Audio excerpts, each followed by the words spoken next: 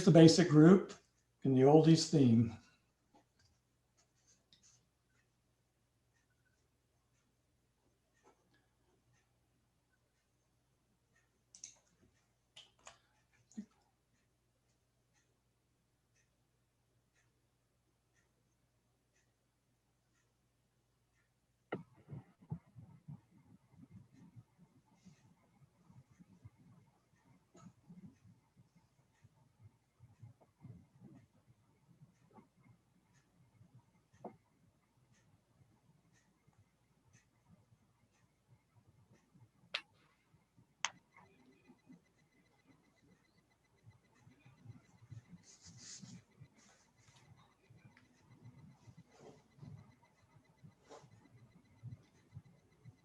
Okay, this time I'll go through them a little slower with the judges making their comments. Well, hold on, let me get one that's a more manual.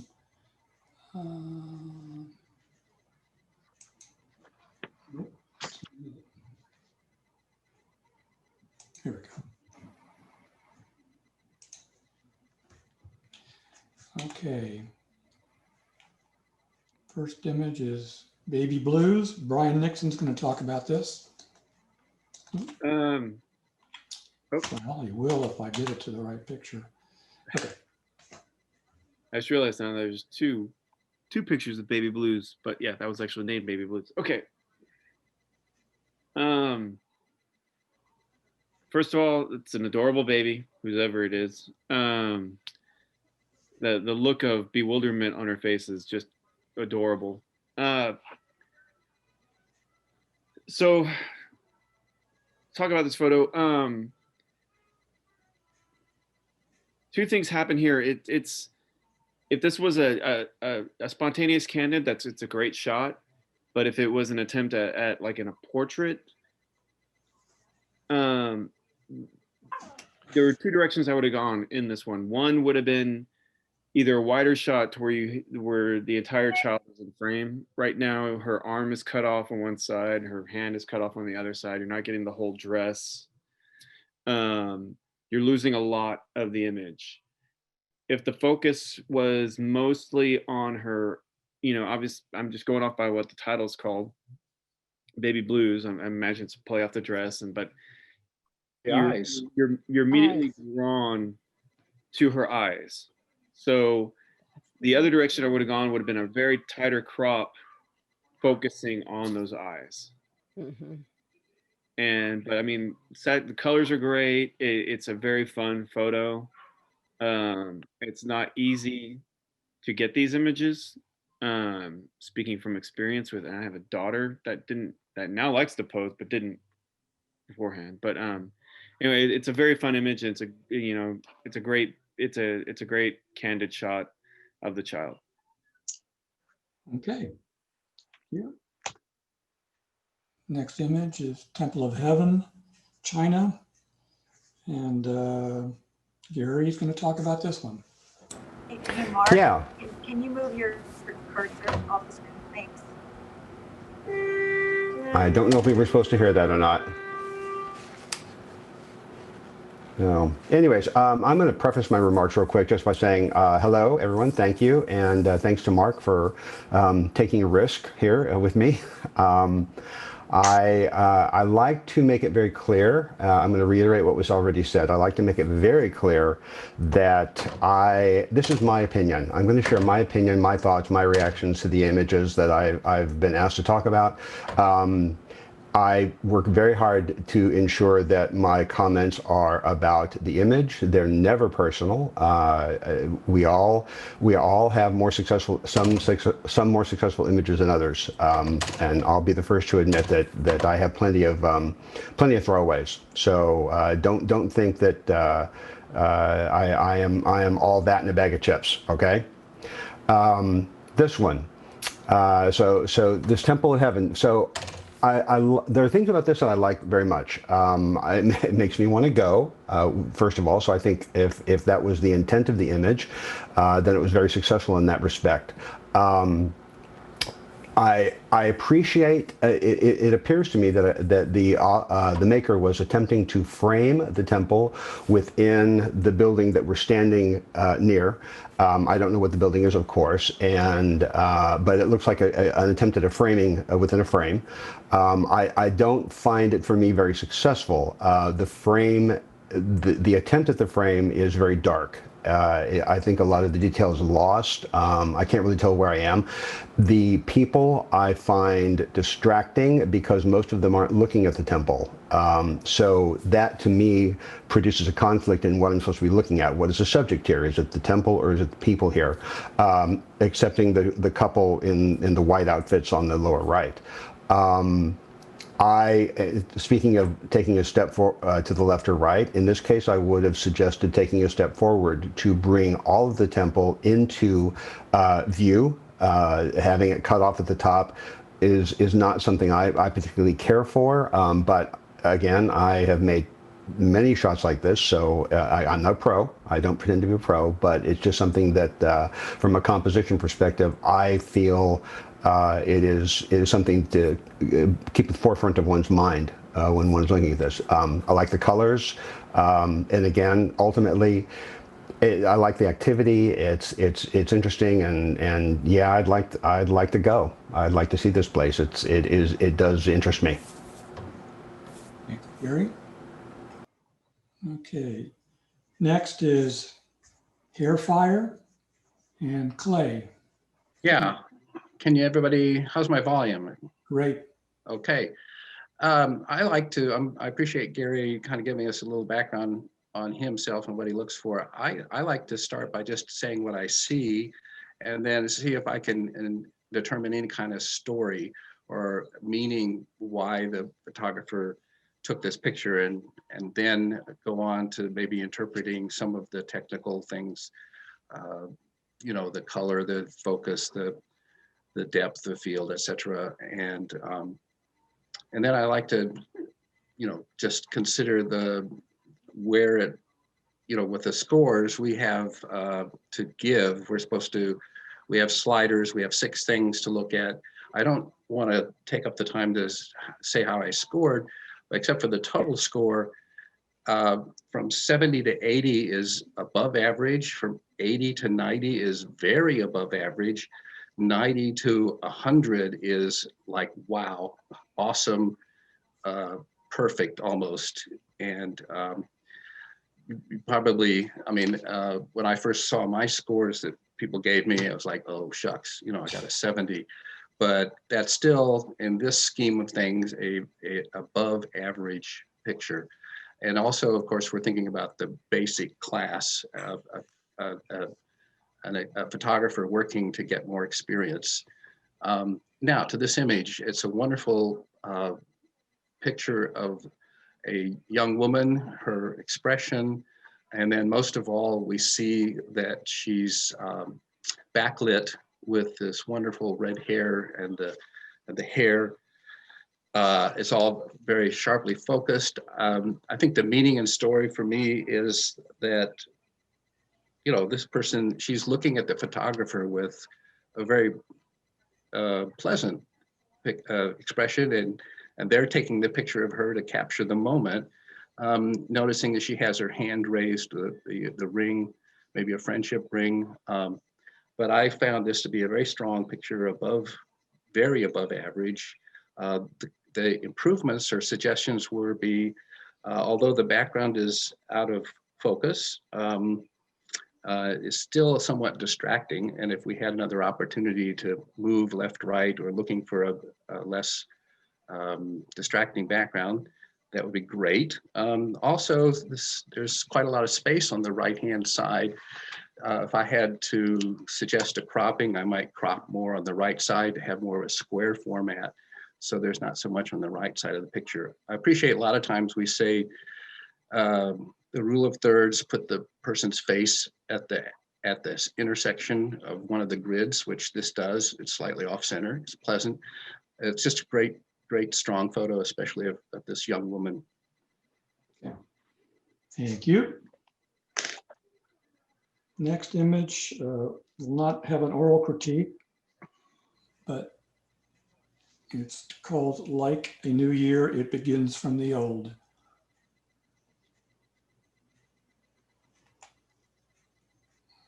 Okay.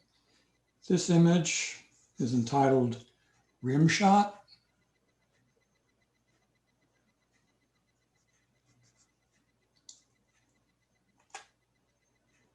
And this is Thirsty Looks. And Clay, you're up again. Yeah, that's great. So, first of all, what I see is a really attractive picture of a wild animal, a tiger. Tigers are beautiful animals, and it's a pleasure to be able to look at this photo, and it's in good focus. It's capturing a decisive moment. The tiger's looking up and is drinking. Hopefully it's not going to be hungry. I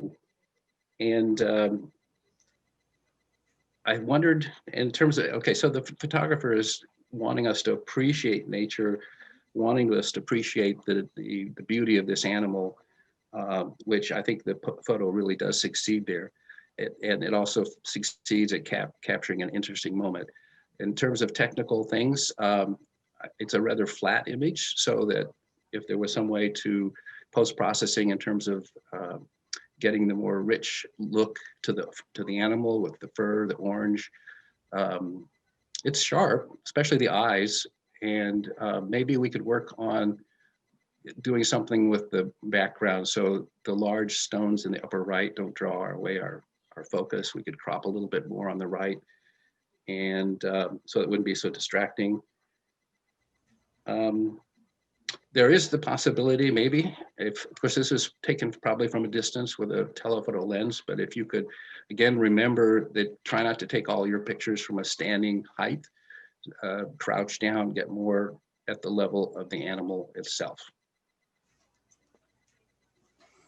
Okay, thanks, Clay. Next is The Old Man.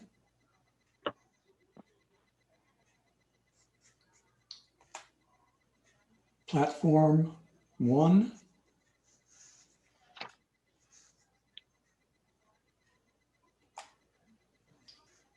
Keep your eye on the prize.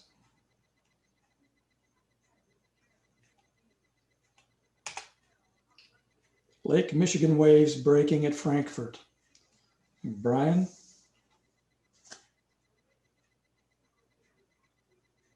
Brian? Forgot I muted myself. Oh.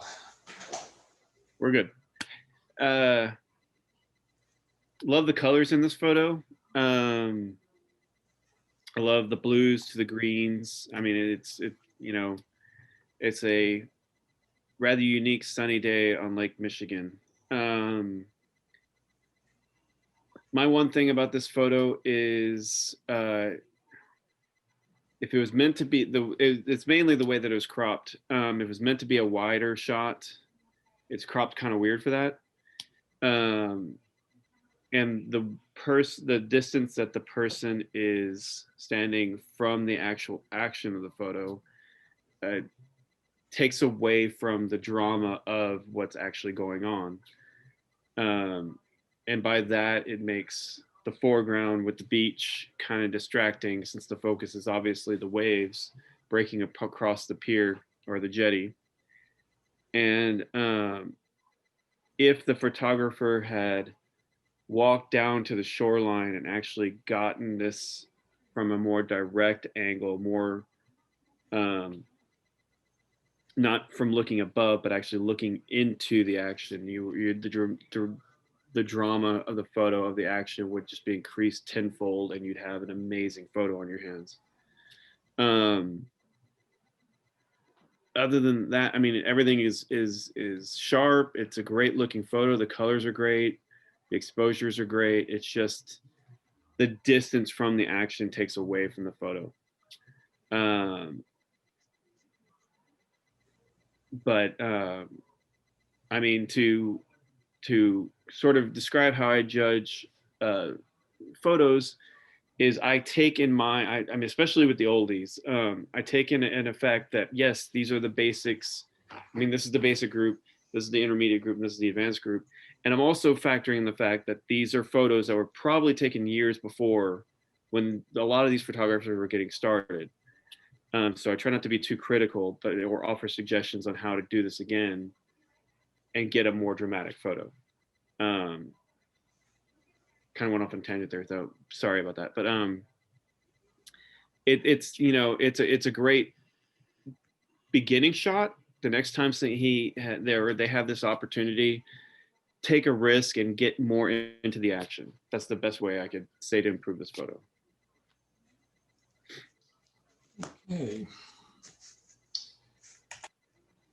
Next is window sunset.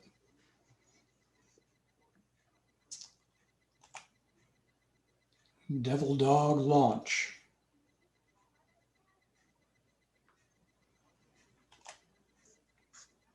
Hong Kong night peak view.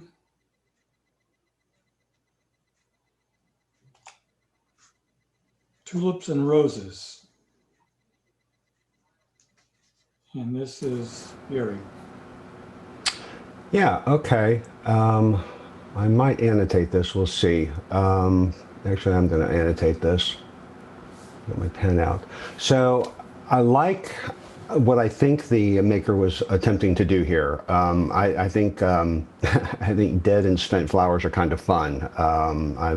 I enjoy looking for those sorts of things myself, as well as live flowers, buds, things like that. So this is fun. I like the wilting. I like the shapes of the flowers as they're wilting. I'm going to say the thing that bothers me the most about this is the crop. I do not like that the flowers have been cropped on both the left and the right. I think this would have been ideal for a square that would have included the entire bouquet. Again, for me, my preference. I don't understand the lighting on this particular image. However, the light appears to be very bright on the bottom, almost as if we were on translucent plexiglass with some lighting beneath the image. And then within the flowers, these areas here, there's lots of dark shadows. The light isn't penetrating, but I'm pretty sure there's a light somewhere nearby. We can see a reflection in the bottom of the vase. That doesn't really get into the flowers very well. So this is an example of, I think, an opportunity to play with the lighting, to explore the lighting, move your lights around, try to find a way to reflect light with maybe a foam board or whatever, to brighten various pieces of the subject up, and let us see more of that. The way it is currently, I think the main focus is, again, this flower here. This guy here, certainly in the center of it, but there's a lot here that's interesting. Focus is good. Colors are good. I love the colors. The deep red is beautiful, which I admire. I always have trouble with reds, so kudos for that. But I think the lighting here would be something I would explore more to try to even out when the shot was taken, not necessarily looking for a solution in post for me. So for what it's worth. Oh, clear. There we go. Thank you. Next is Fulton Harbor, early morn, and Clay. Can you give us the... Yeah, I looked at this picture for a long time. What I see is a weathered fishing boat with a glorious sunrise.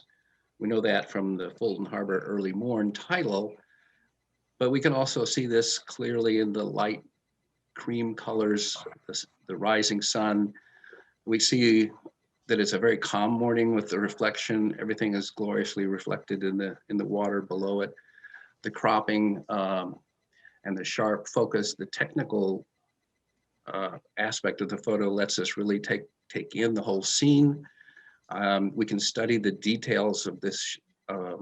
If we've never seen one before, we can learn a great deal from the weathered nature of the hull, where the rust, the rigging silhouetted against the billowing clouds.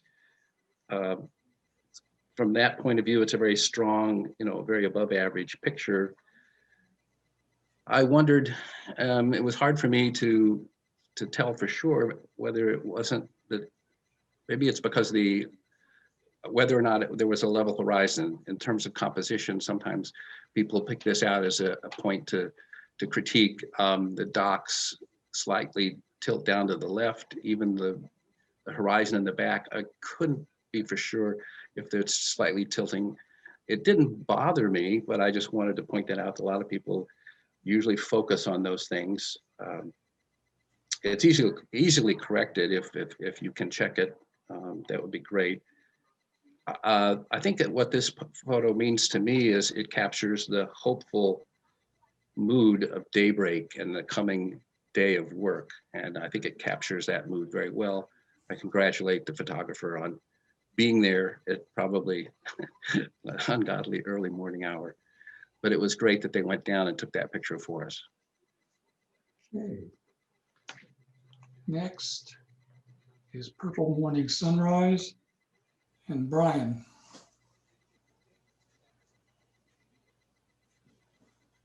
Unmute yourself.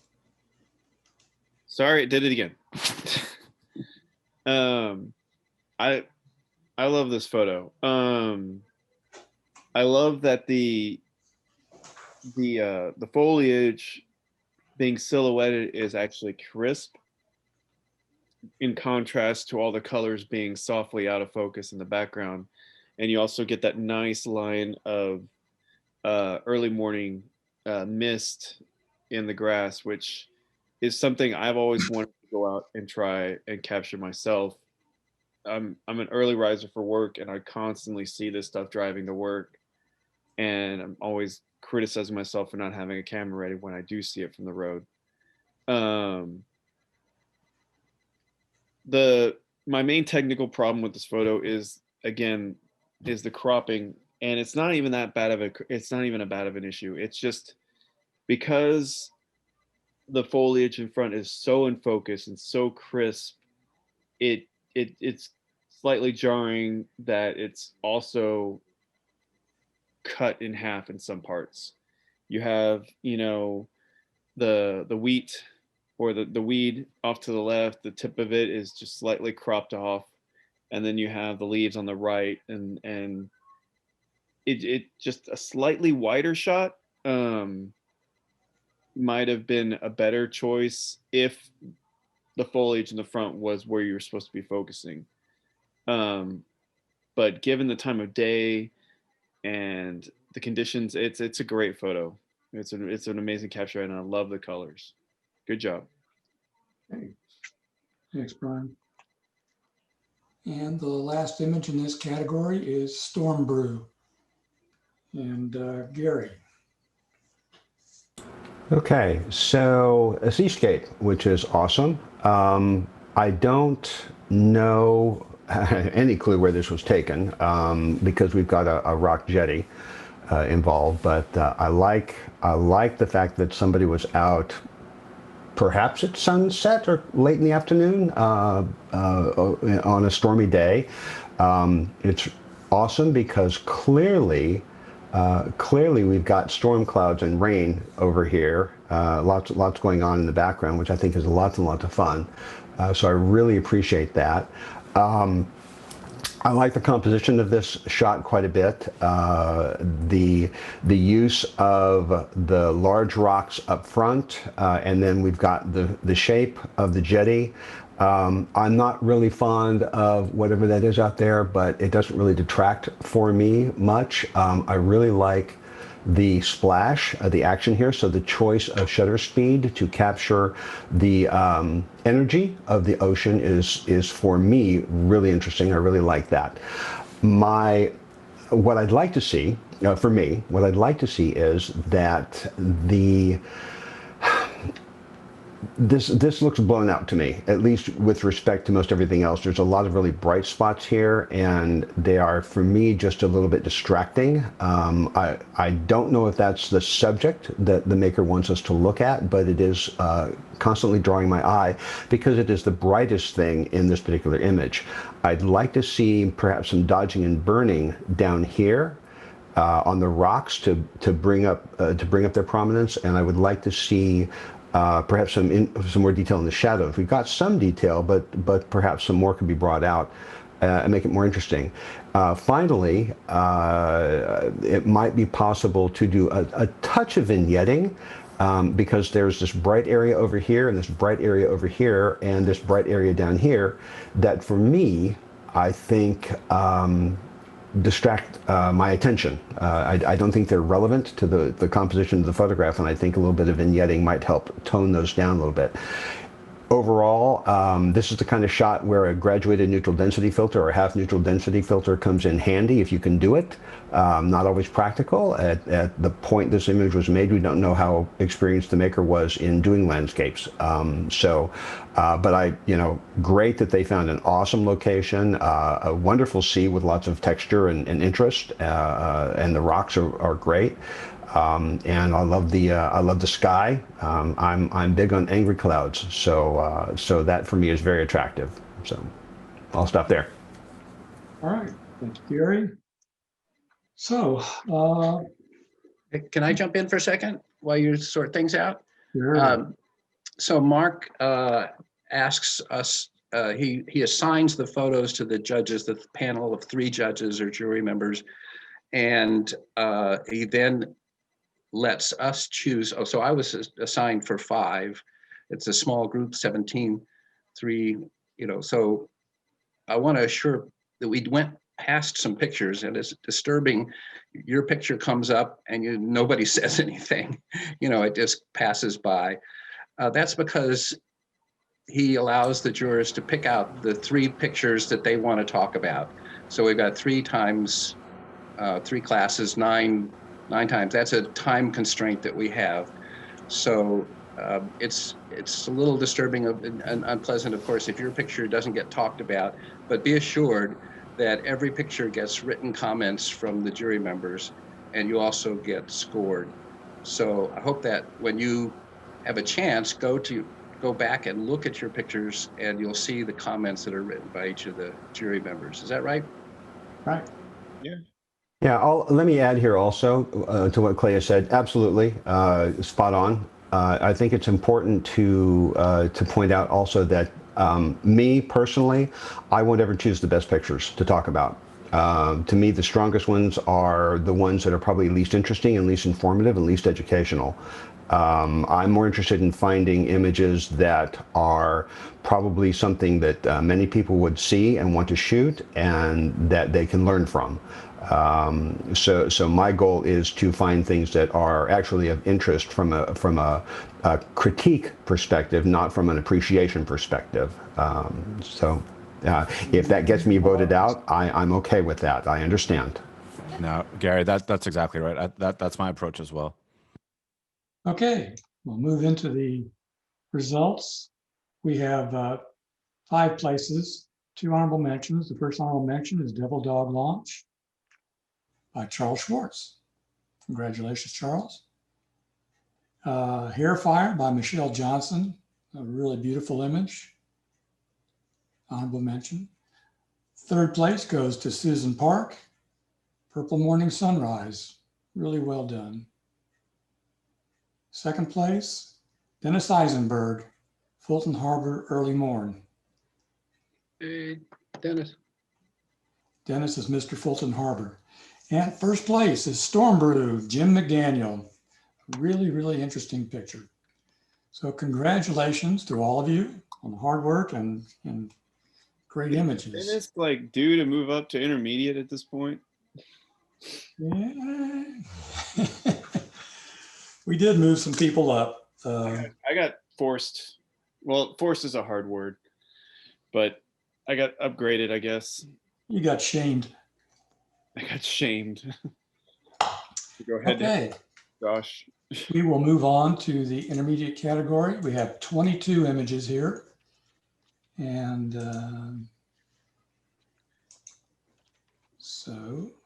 Oh, while you're getting this ready, as far as my choices of verbal critique is, I typically choose the photos that I want to not criticize. I don't want to criticize, but that I want to give tips that I know to make a photo more engaging. I could see where they were trying to do with it, and just to give them a little bit of more of a push, be like, okay, I see where you're trying to go with this. Try this next time and see what you get. Something that doesn't really translate to, you know, written critique. All right. So we'll run through these images here. As I said, there are 22. First is a different drummer.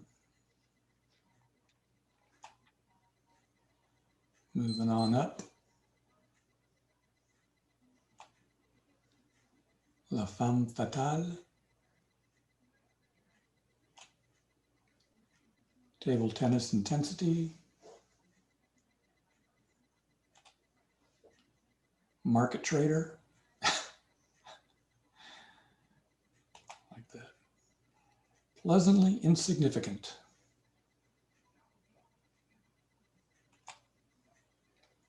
Atlantic sunrise.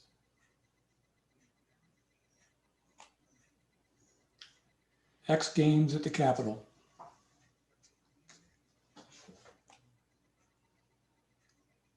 Kilmanam Gaol, or jail.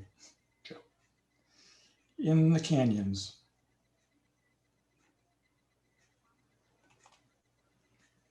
Atlantic storm.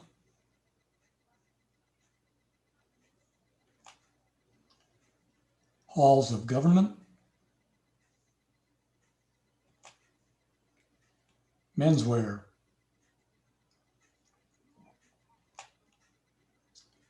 Prickly in pink.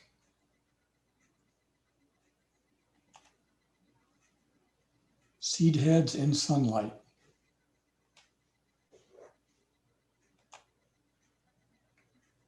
Serenity now.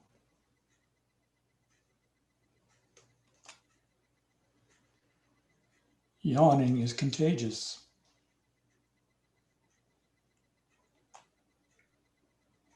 Morning stillness.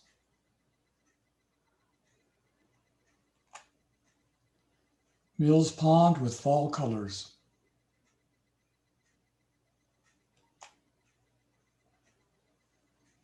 Was that it? I guess we got them all. Okay. So we'll start over.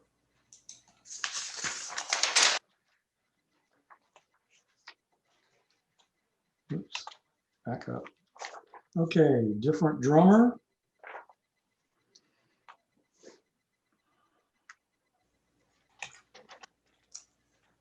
Moving on up.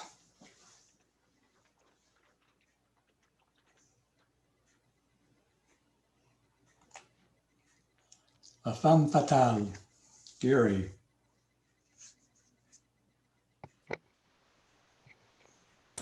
Gotta unmute myself when I do this. Okay, so first thing that came to my mind was film noir. So I'm presuming the maker had that in mind when they put this together. And I like film noir. I'm not an expert in it by any means, but I do enjoy that particular era of filmmaking, and this takes me back there. The black and white, of course, is perfect for doing that. We don't want color to bring that to mind. I like her expression, the hair, the dress. My wife assures me that the shoulders on the dress are completely appropriate for that particular era. Great costume for selection for this. What I would do different is that I would probably, so I like the hair light. There's this hair light back here is awesome. You've got all this, as well as you've got the highlights on the outfit, on the shoulders, on the sides, etc., which is just awesome. What I would like to do is get rid of all of that. That is very distracting for me, and I think it doesn't really set the mood. I'm wanting for the mood to be dark and mysterious, and I want some unknown here. I don't want to be able to see the background that we're in a room with a table. I want to know that there's possibly something here I can't tell. So I need some mystery in this shot. This is a complicated type of shot to pull off, I think. Film noir used a lot of blinders, barn doors, a lot of gobos to create slots and slivers and spotlights in their shots. And what I would love to see is the use of something like that so that we could limit the main light to something along here and keep that in, and then have some spill off of there in this direction and in this direction, to give us emphasis on her face, her bodice, or décolletage, if you will, her hand and the gun, and let the light spill off elsewhere, and enjoy the highlights of the rim light on various bits and pieces against a darker background. Lighting on this this type is really complicated. It takes a lot of work. So I'm being probably overly hopeful in the goal, but it's what strikes me if you're going to approach a picture like this. I want to talk a little bit about the pose. For me, this is a big problem. Posing is hard. I've been struggling with it ever since I started. It's really difficult. One primary rule, or one cardinal rule of posing, is if it bends, bend it. And so in this case, her elbow should not be straight like that, hyperextended even. It should be bent.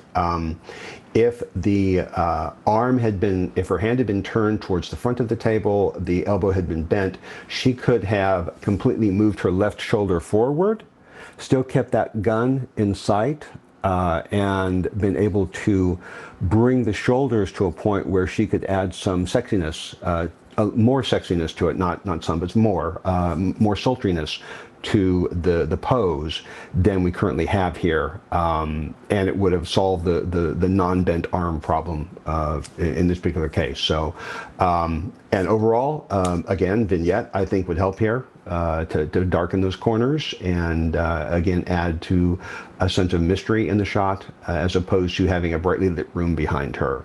But as far as her, she's great. Great choice of model, great choice of clothing, great choice of makeup, great choice of hair. So I think a lot of really strong elements here that I think were a great starting point, and I would suggest just taking it further and working on the pieces I've talked about. So, for me. Thank you, Gary. Thanks for bringing up the subject of mood. I think for an image like this is probably very, very important. So it's something that we all have to consider when we're doing our photography. Next, table tennis intensity. Clay, you're up. Yeah, and again, Mark, watch your cursor. It's scratching his belly button. Okay, so Pointing out the important things. I really enjoyed the fact that the title leads us directly, or maybe it's the other way around, the table tennis intensity, the intensity being the key word there. This picture really captures a sports action moment. It freezes the action. It lets us be there, especially in the expression of the player who's connecting with that ping pong ball. It's an orange ping pong ball, which is great. It contrasts with the blue. That's a nice color plus. And I like the idea even of thinking of the viewer going back and forth. Look at the face, look at the ping pong ball, the stretched out arm, go back to the face, go back to the ball. It's just like the ping pong game itself. You're back and forth, back and forth. I appreciate that the technical exposure and the speed that they shot the photo means that you can do some blurring and blur out the unnecessary things like do we really need to worry about the net in the foreground? No. It's really all about the expression on the player's face. The only, and I like the vignetting in the corners that keep the keep us again moving toward the middle of the picture so we look at the face. Not that we have to be encouraged much. The only if we're doing so much in terms of post-processing, let's take the next step and clone out the white letters in the blue background, the vertical blurred background. I still found that some distracting. I think it'd be an easy fix. And we could, you know, unless you're a journalist that says I can't do those things, it might help with the composition. It's a strong composition. It really is. It's a great. I scored it in the high, very above average ranking. Thanks, Clay. Next is Market Trader.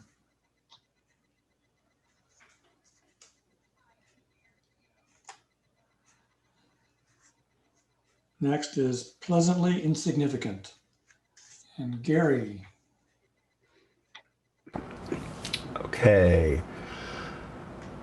I love glaciers. I've been fortunate enough to stand on a couple of them, and this one makes me sad to some respect because it's obviously fading away a little bit. I like very much the landscape shot. I really appreciate that the sky is the right color. I really appreciate that. It's not overly saturated. It's accurate, at least on my monitor here. So I'm very impressed with that. I love it. I love the detail in the mountains on the left and on the right. However, not to negate any of that, because that's all a truism.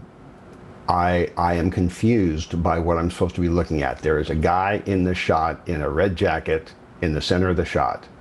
Is this a portrait or is it a landscape? I am generally not a fan of putting people in landscapes like this for a sense of scale, because in this particular case, this guy is sitting here and I'm confused by what I'm looking at, because almost the lower half of this with the rocks is providing foreground interest.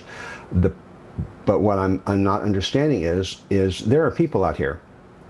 There are groups out on the glacier, and if I want to provide in a shot like this a sense of scale, I don't need conflicting metrics. I don't need this guy. What I want people to do is I want people to see these guys out here and say, oh my word, those are people out there. That's huge. I'm far away. So for me, stepping forward, ignoring all this stuff in the front because it's not interesting, losing the red coat, and showing me the magnitude of the glacier with the people that are actually out there for scale, and let the viewer come to the realization, oh my word, those are little people, is, I think, a way to a more dramatic photograph than providing somebody up front that with that red jacket just takes my attention away from very much else in the image. So for me, I don't find the use of the particular man here to be successful. For me, I would rather see the glacier, the mountains, the sky, and the tiny people in the distance. And I think that would be, for me, a more suitable composition. Again, take it or leave it. It's my opinion. All right. Very cool. All right. Next is Atlantic Sunrise. Clay. Right. Oh, we got all the marks left on there by Gary. Yeah, There we go. they work for any picture. Oh, okay. I'm sorry. Yeah. I'm sorry. Yeah. Okay, so here we have the title as Atlantic Sunrise, a very literal title. I really appreciate when our photographers have gone the extra mile and tried to create a title that erases some of the depth or meaning for what the photograph means for them. And I encourage, for example, Hair Fire, the earlier picture, and some of the others, Tabletop Tennis Intensity, gives me it's just an extra level for when you're submitting your photograph. If you choose a title that's literal, then you've labeled the picture, and there shouldn't be any, then the person looks at it and says, hey, you're right, Atlantic Sunrise. But yesterday, when I was reviewing these, our Capitol was being attacked and people were rioting. And I suddenly looked at this as hopeful, a new day, or at least hope, with the sun behind the clouds streaming, the beach, the calmness. It's a calm, horizontal picture.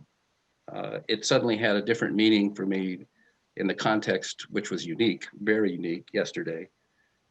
I like the fact that it freezes the moment with the detailed waves structure of the composition is strong with the horizontal, the sun's off center. So it's not a, it's not a boring picture. There's energy, lots of energy in this picture, as well as being appreciative of nature, out in the nature, enjoying it. One thing that I wondered about was above the sun, the clouds are blurred and out of focus. There's some streaking up there. I wondered if the photographer might want to take a look at the cropping of the upper part of the picture and maybe lower that a bit and look at a 16 by 9 or more panoramic cropping. And one could maybe critique whether or not the colors are really all that natural. Is it overly saturated? It was a strong, above average picture for me, and I appreciated that the photographer chose it.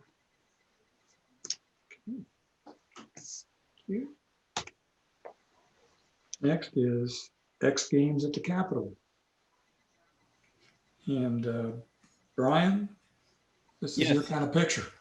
Yes, it is, which is why I chose it. Well, Ronnie just kind of stole my comment. What a moment, in the text or in the chat. It's cool, Ronnie, don't worry about it. I mean, this is a great action shot.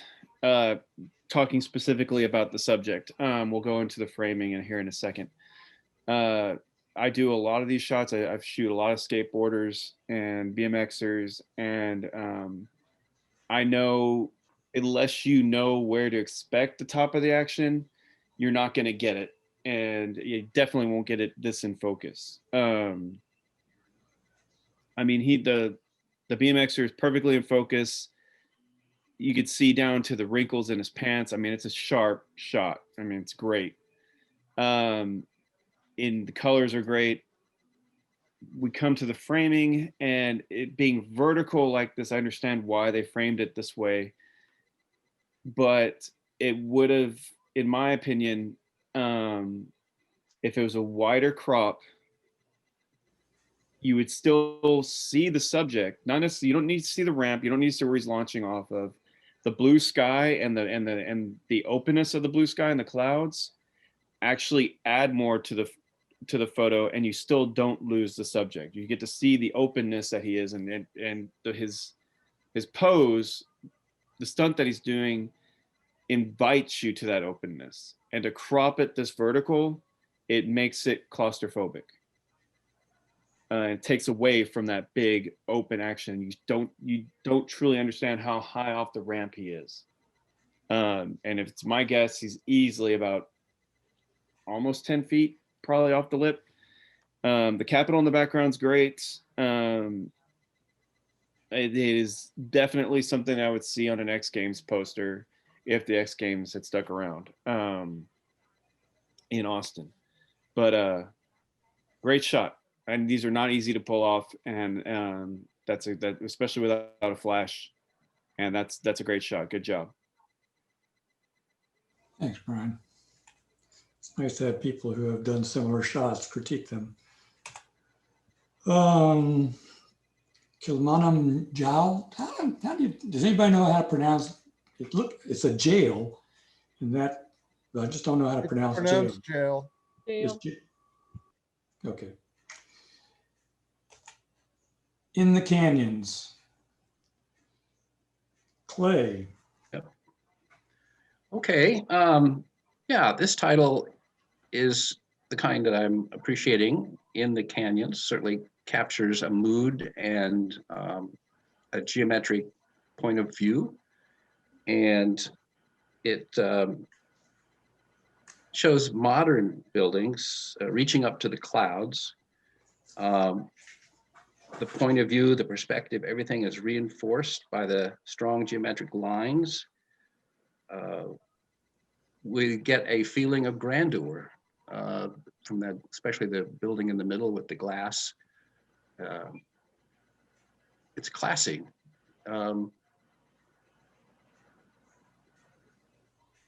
I think the composition, strong composition, the point of view makes this a really strong, above average picture. The one, I don't know how to express it. I know this is, my only real critique is this is a kind of picture we've seen a number of times in previous competitions, whether it's black and white. It's a technique in post-processing, which is very effective.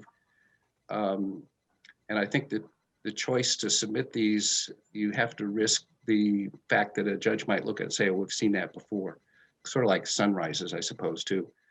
But it is a well-composed picture, very strong technique, and I appreciate the photographer for submitting it. Okay. Atlantic Storm.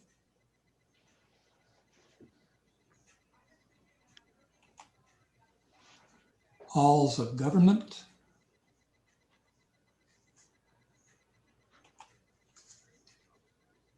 Menswear. Actually, I won't read these anymore because I already did that.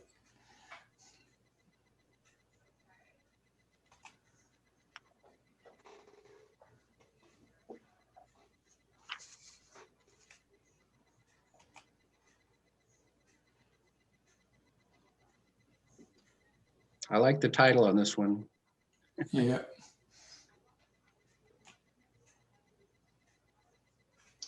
Serenity Now. All right, Brian, another sports shot for you.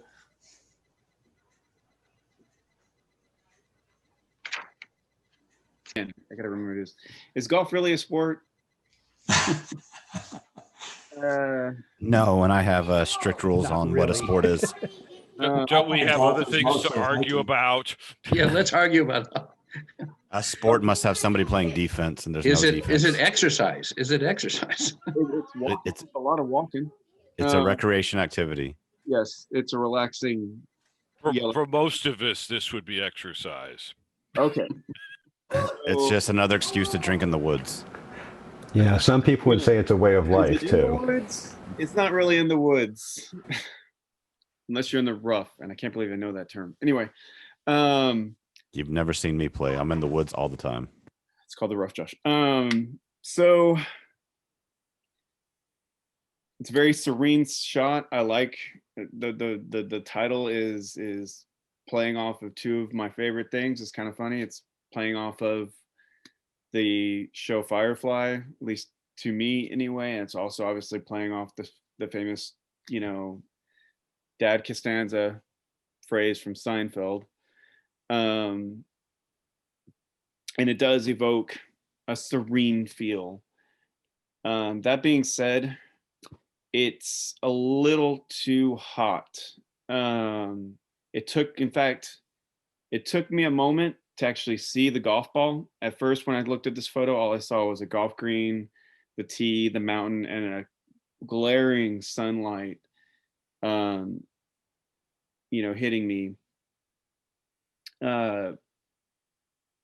Little take away from the bottom a little bit, actually get on the green, don't show the rough, brings us a little closer in to make the golf ball more visible.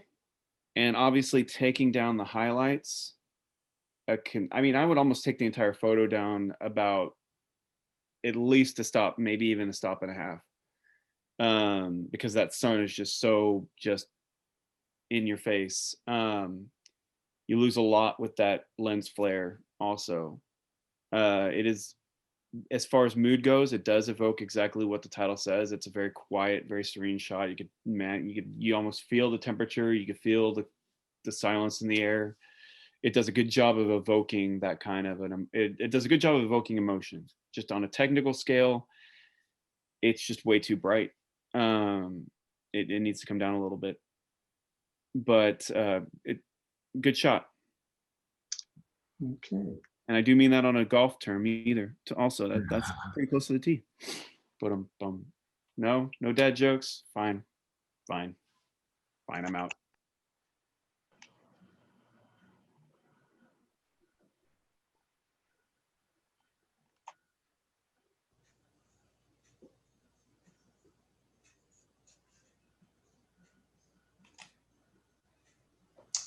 All right, Brian.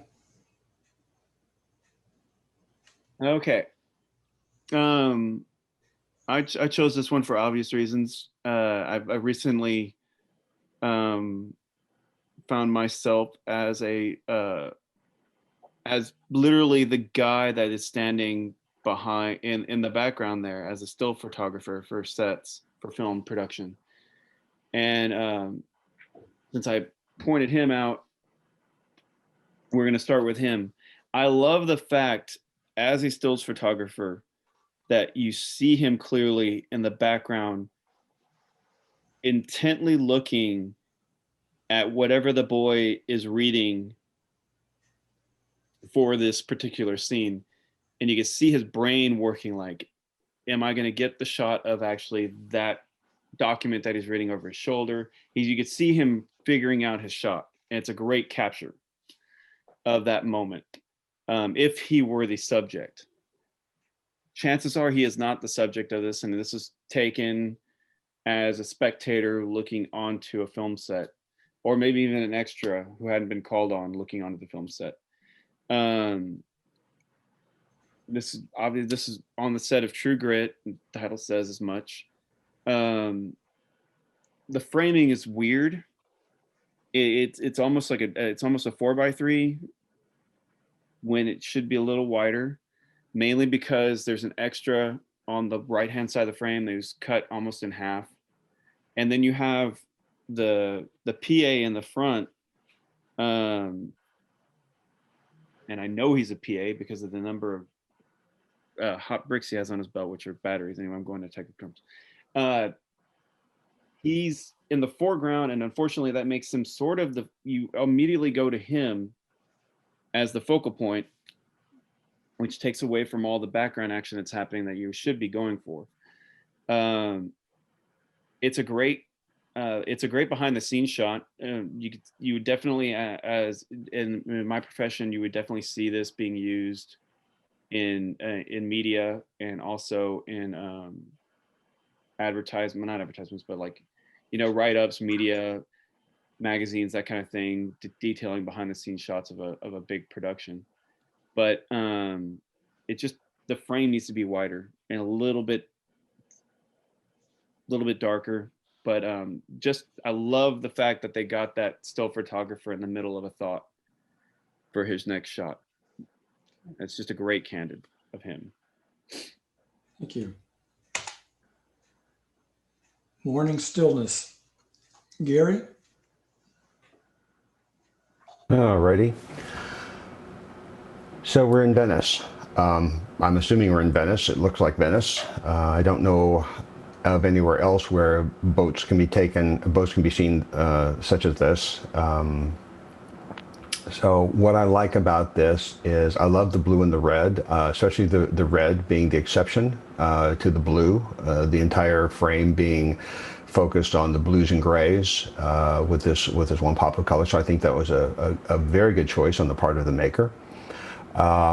The choice of shutter speed for capturing the movement of the boats and the waves, the boats are rocking back and forth, of course, I think is good. I think we've all probably seen this similar shots before, so it's a thing in Venice, and that's okay.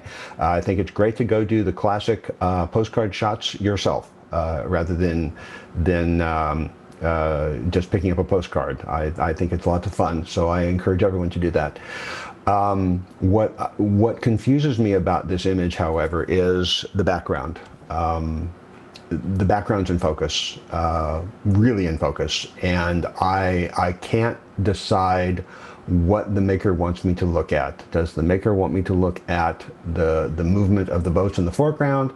Do they want me to look at the buildings in the background? If they did, why did they choose this particular location to highlight the buildings in the background? The other thing that I find confusing for me is that the background is brighter than the foreground. The lighting is such that I feel like I should be looking at the buildings across the ocean as opposed to the boats right in front of me because the boats are dark. And then of course going back to the color issue, that's going to attract my attention. So. I find what is the subject of this image? What is the point? What is the story here? What are you trying to tell me? What are you trying to show me? That is I'm not understanding the maker's intent here, unfortunately. That said, I'm going to finish by pointing out that I like the framing. Also, the composition of the boats is good. I might choose to lose that with the stairway, possibly kind of crop in a smidgen and just lose that part of the frame, or maybe a little bit more because of the building. But overall, I think it's a fine compositionally for the boats. When I look at the buildings over here are to me an afterthought. This is a more interesting building over here. And I think that is more likely to draw one's eye. So a lot of good points here, a lot of good findings by the maker, but there are some things that I think are unclear. So I would encourage the maker to think about when you're looking at a shot like this, especially a postcard shot when you're on vacation. Pause and think about what is it about the scene that draws your attention? What is it that you are attracted to? And then take a moment to consider, how can I capture that in a frame so that when I have the image to look at and I'm excited about it, I can share it, and other people are going to see that excitement about being there and experiencing this scene. So I'll stop there. Thanks. And the last image in this category. So let's find out who the winners are.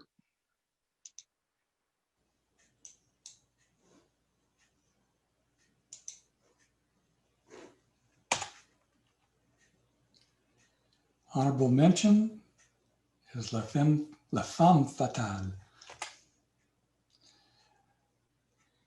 Another honorable mention for It Started with Birds, Jim Smith. Sorry, I forgot to mention Vance Strickland's name. Yeah, Vance, yay. Good job. That's a very interesting picture. He does belly dancers, so this was actually a unique photo for him.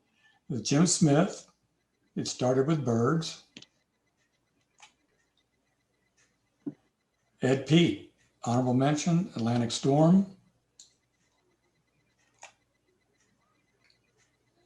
Third place goes to Michael Knox for In the Canyons.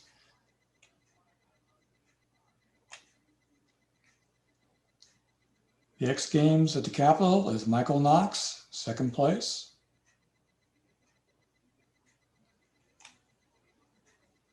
And first place, Halls of Government, Calvin Poole. Congratulations. Calvin? Shut that down, Calvin.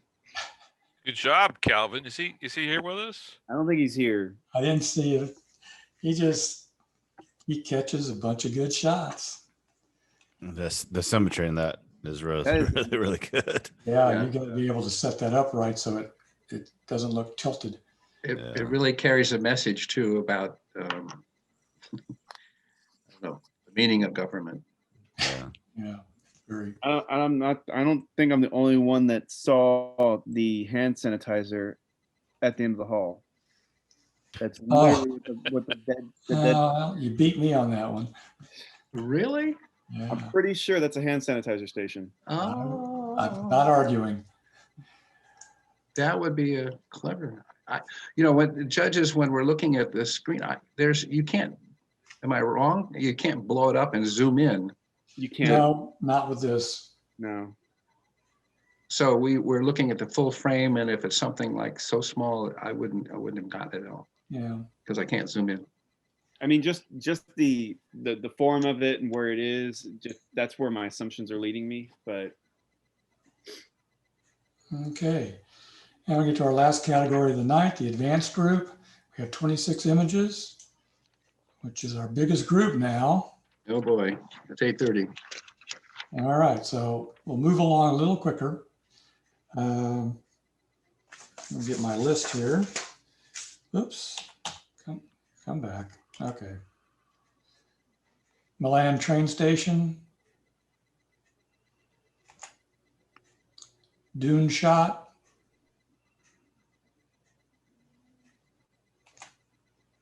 In Papa's hands.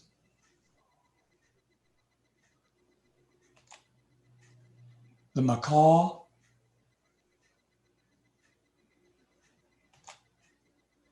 My, what big teeth you have. Fitzroy Massif, Argentina.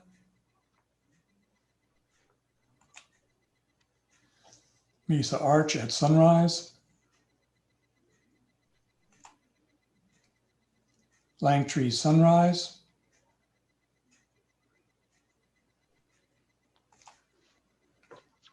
Kanara Falls.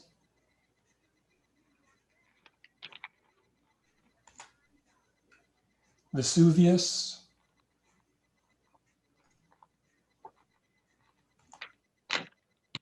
Down to the river.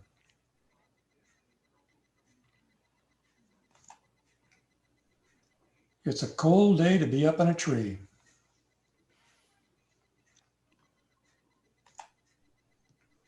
San Antonio lights.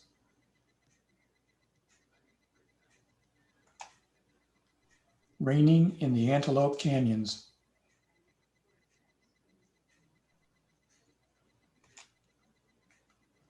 Jazz at the Engel Bawarder, or somebody will have to correct me on that pronunciation.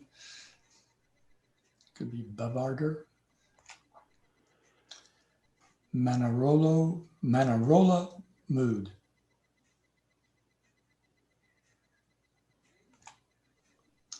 What the duck? but it's an ostrich. Jonathan Run Falls Fall.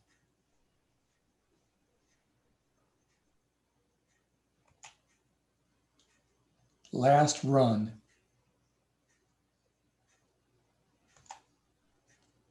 Istanbul.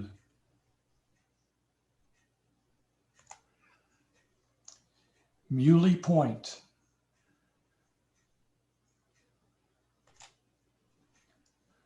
What is your quest?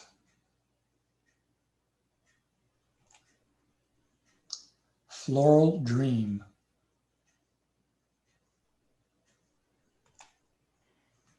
Storm Passing.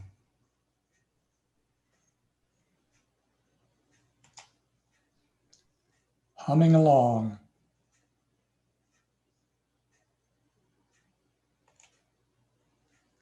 Can't Stop a River. Okay, lots of great images. Interesting to hear the commentary. The first, okay, come down here.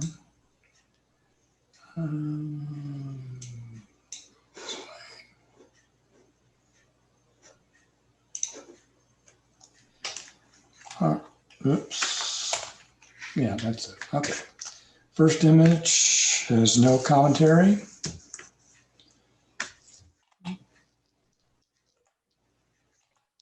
Sorry, guys. These things want to take off automatically. Dune shot. Okay, In Papa's Hands. Clay Leben. Give us your impression. Well, we had some comment about why pictures are selected to critique orally.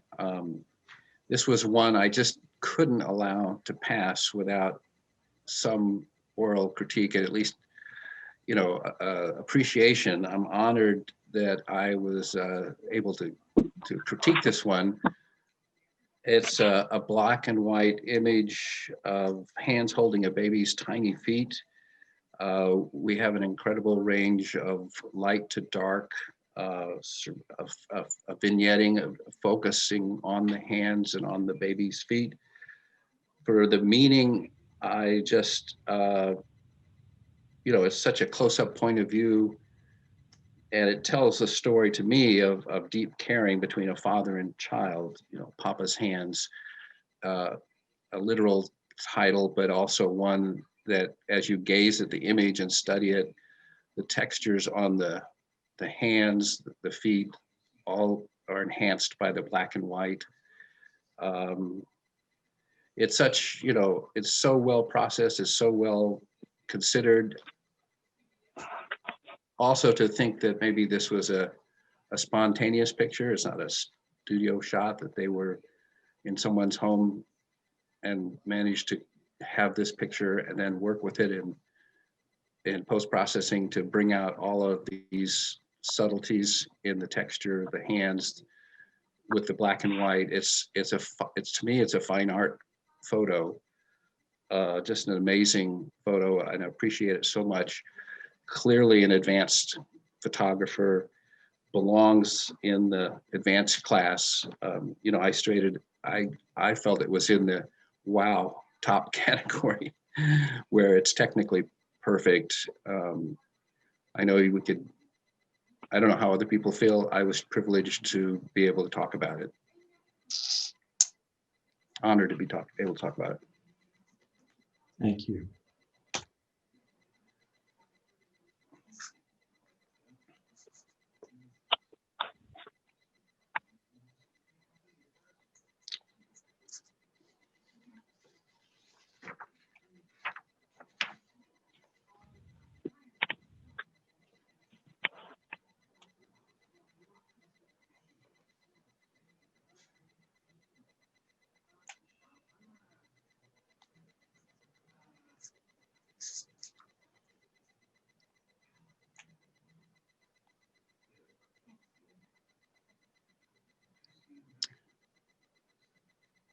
Is this me? Canary Falls? No. Nobody chose that one. Oh, okay.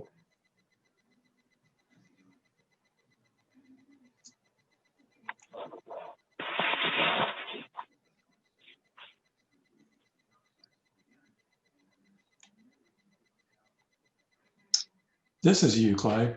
Okay, here we go. It's a cold day to be up in a tree. Certainly for the monkey, it was. This is a well-framed, composed picture in the wild. The photographer capturing this moment, the sharp focus, the visibility of the snowflakes, especially the highlight of the lights of the subtle backlights lit fur on the back of the animal. The snowflakes there, sharp. The focus, your gaze goes to the face. The eyes, sharp. And they always say that's a clear, that's a principle, that's a guide. Look for the animal's eyes, they should be sharp. The highlight of the furs there around the nose. The bokeh doesn't, you know, the background is not distracting. There's the curve of the back of the animal that's in sympathy with the branch above it, the branch that it's sitting on. You know, it tells the story of that moment. It tells the story of how animals survive and adapt to harsh environment. My single critique, and this is weak, I think, but monkeys are cute, and you have to work hard to not just give in to the cuteness of the monkey. And the only thought is maybe if there were other monkeys, sometimes when we see these adorable monkey pictures, they're grooming, they're with the baby. There's more of an action component to the picture. This is still a stellar picture. And again, the photographer who captured it and composed it, to be congratulated. It's a very strong picture.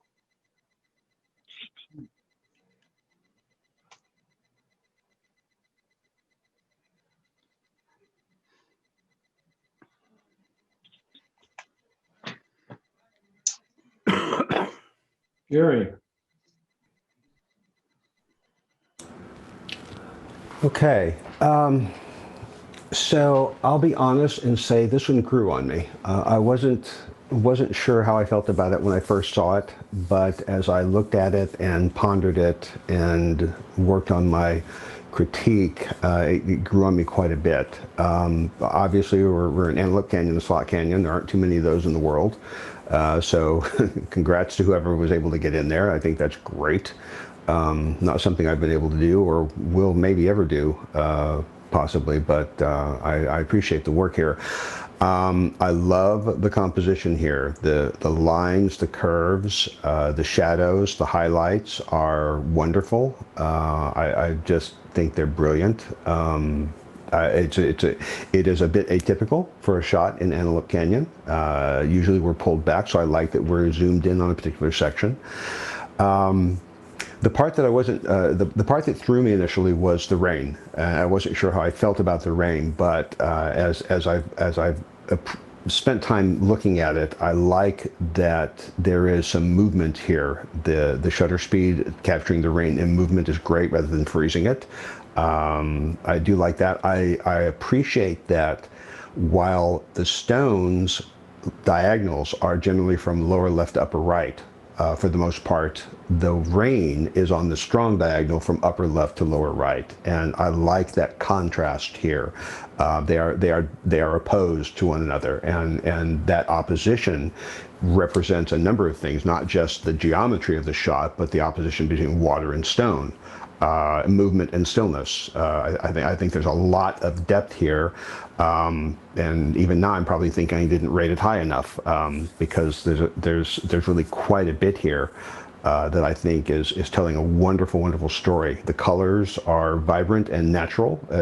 At least they look like every other Antelope Canyon picture I've seen that wasn't super saturated. And I think the highlights, while a little touch and go there in the middle, were handled really beautifully. I might like a little bit more contrast to bring some of the mid-tones down, get a little bit darker areas darker, as I think we have a little bit of room there. But that is a nit. This is a beautiful image, and I think the maker should be very proud of this. having been there, I'm very impressed with this shot. Okay. Jazz at the Engelbevarder. Brian. Yes. Maybe you can pronounce it. No. I'm gonna just call it Jazz at the E. Again, I picked this one because I've shot a lot of live music lately. Well, not lately. It's been about a year. Pandemic. I like the energy in this photo. I mean, I like. It is a pure. This is the epitome of what you would expect with a jazz jam session. Everyone in the picture, all the band members have their own individual styles. They're all enjoying themselves. It's just it's a great moment in time. There are some technical things that I have a problem with, but I'm going to preface that with, I think this photo looks like it might have been shot on film and this is a scan. because there's, you know, dust particles all over it. And I don't for a minute think that it was like that dirty and dusty in that place to kick up that much debris into the foreground of this photo. So, I mean, that being that being said, I'm not going to speak to everything being slightly out of focus, because I think that's a byproduct of a photo being scanned into, you know, into the computer. But that aside, on a critique level, I love the lights, but again, very similar to Serenity Now, it's just way too overpowering, and you're losing two of the members of the jam session in the background because that sunlight's just so prevalent and just so blowing out the image. But at the same time, huge amount of respect for this being a film shot. If I'm going off the assumption that it is a film shot, because as digital photographers, as a lot of us being digital photographers, and some of us not even having the history of actually shooting on film before digital, and getting used to those, hey, I could just, you know, tap this down and I get an instant gratification of this is how it's going to look on my digital form. Taking it down stops is not that hard. It's not that easy to do, especially in this moment. But that being said, it's way too overpowering, and you're losing a lot of the subjects in the background. Now that I look at it closely, you're seeing losing three of the members. You're losing the drummer, the bass player, and the keyboardist. The gentleman to the right that is enjoying it, if this was shot, if the photographer had moved slightly to his right and actually gotten more of the gentleman at the table, he would have been brought more into the picture and would have become more of the moment, and that would have been awesome, because you would have had a spectator enjoying it, and then you would also have the band at the same time, and they'd both be sharing that moment in time with the music and the enjoyment of band playing to audience and audience enjoying what the band is playing. But a really fun capture in time. Good job. Okay.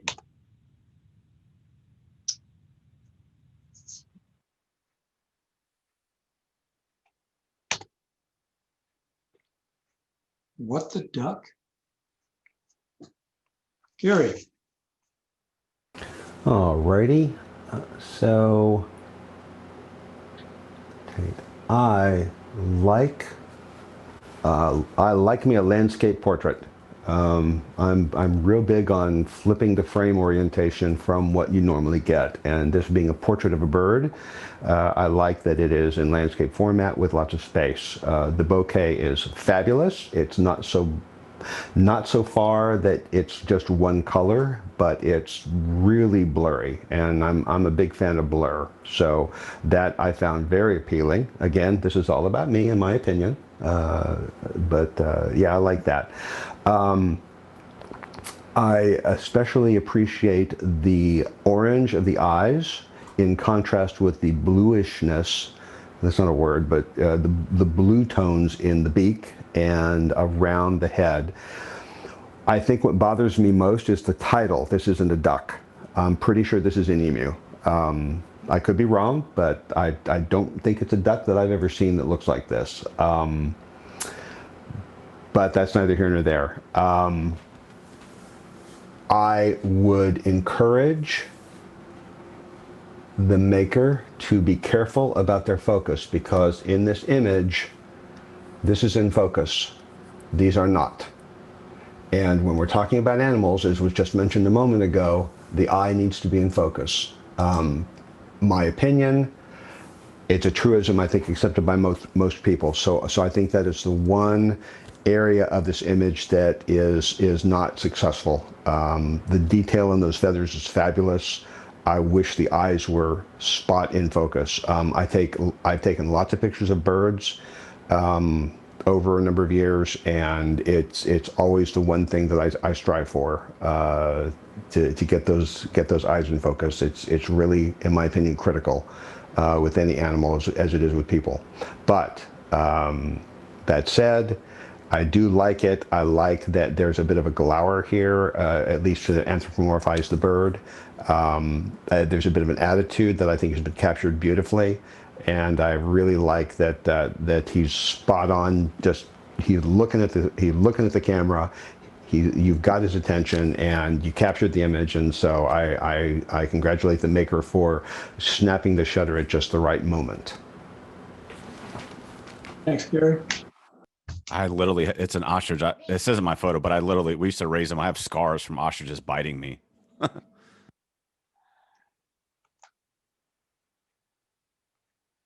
Jonathan Run Falls.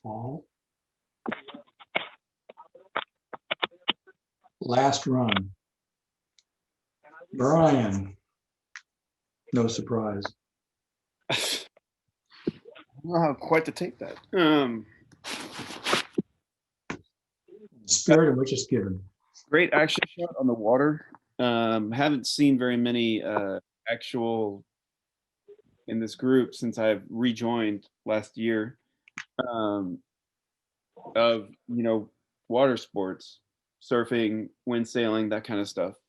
So really enjoyed this image. I like how the sailboarder is in focus. You can clearly see his silhouette against the sail. It's great color. That being said, I would no ifs, ands, or buts about it. I would lose the sun because the person exposed for the sailboarder, which is awesome, but in doing that, somehow the sun is just this big blown out ball of light that doesn't really have any form aside from a circle, and it's hugely distracting from the focus of the image being the sailboarder. If it had been cropped down and wider a little bit and just gotten him out in the middle of the water by himself and getting that aloneness, that's not even a stupid word. Loneliness. Loneliness, or what's the word I'm looking for? Solitude. Thank you. Solitary form of the sport.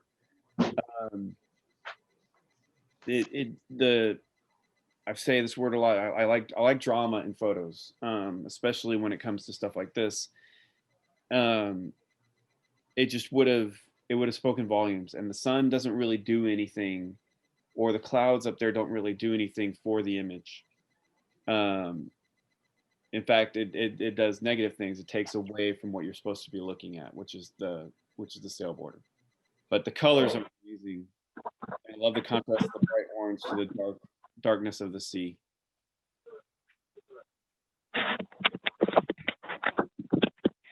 Thank you.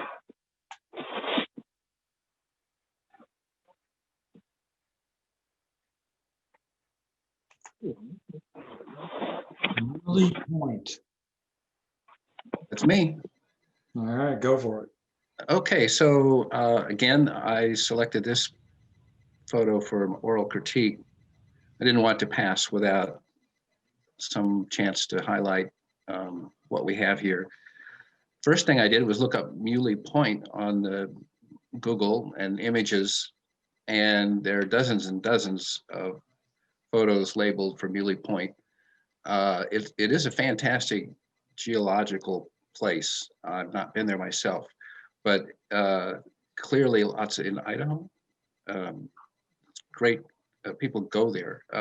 There are only a handful of pictures that even captured the sunset orange glow on the scenery like this one. There was none like this.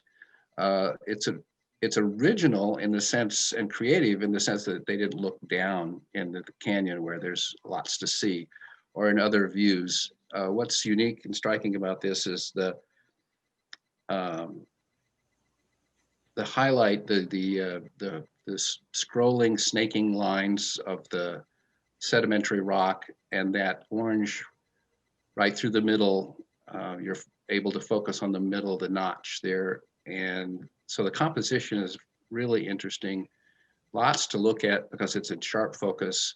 You can study looking for details all you want. The colors, of course, from deep rust to the orange, the dusty orange.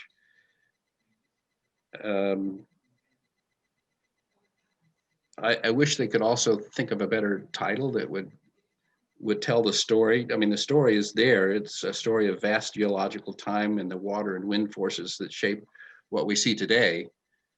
Maybe they could have come up with a title that captured that as well.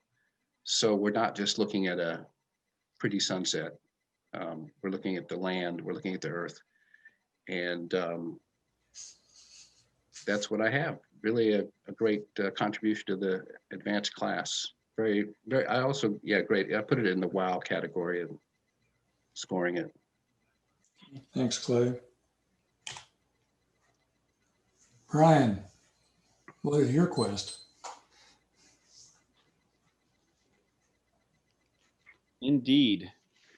Man, this guy's eyes are amazing. And that's immediately where I go when I look at this photo, is his eyes.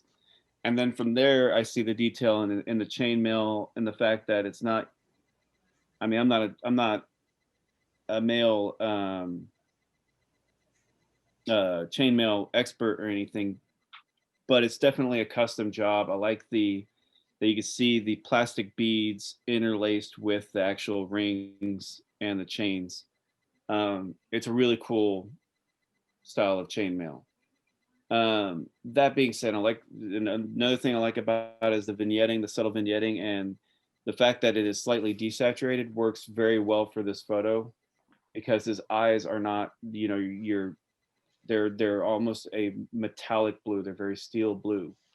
So if it had been normally saturated or even oversaturated, you would have lost that in his eyes.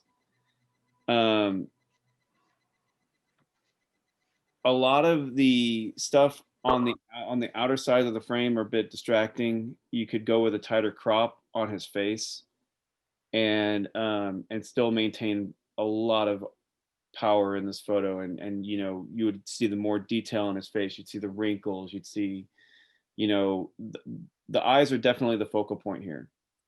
The title is a little misleading. I mean, it's not, I understand why it's titled that way, but when you title something with "What's Your Quest," and you have a subject where he is obviously looking at somebody that is off frame, a vertical frame like this, either it's kind of like in the basic class with the with Baby Blue. It's very similar in the fact that it's stuck in the middle of either being not wide enough or not being cropped in enough to it's just stuck in that gray area. It's a great photo. It's just, I would either like to see who he's talking to, who's pondering the question of what's your quest to, or I would like it focused on his eyes. And yes, I get that it had references to Monty Python. I've watched The Holy Grail I don't know how many times. I get it. And he does kind of look very similar to the bridge guy. Can't remember his exactly name, and I couldn't tell you what the travel velocity of a laden swallow is at the moment. That being said, great photo. But yeah. Thanks, Brian.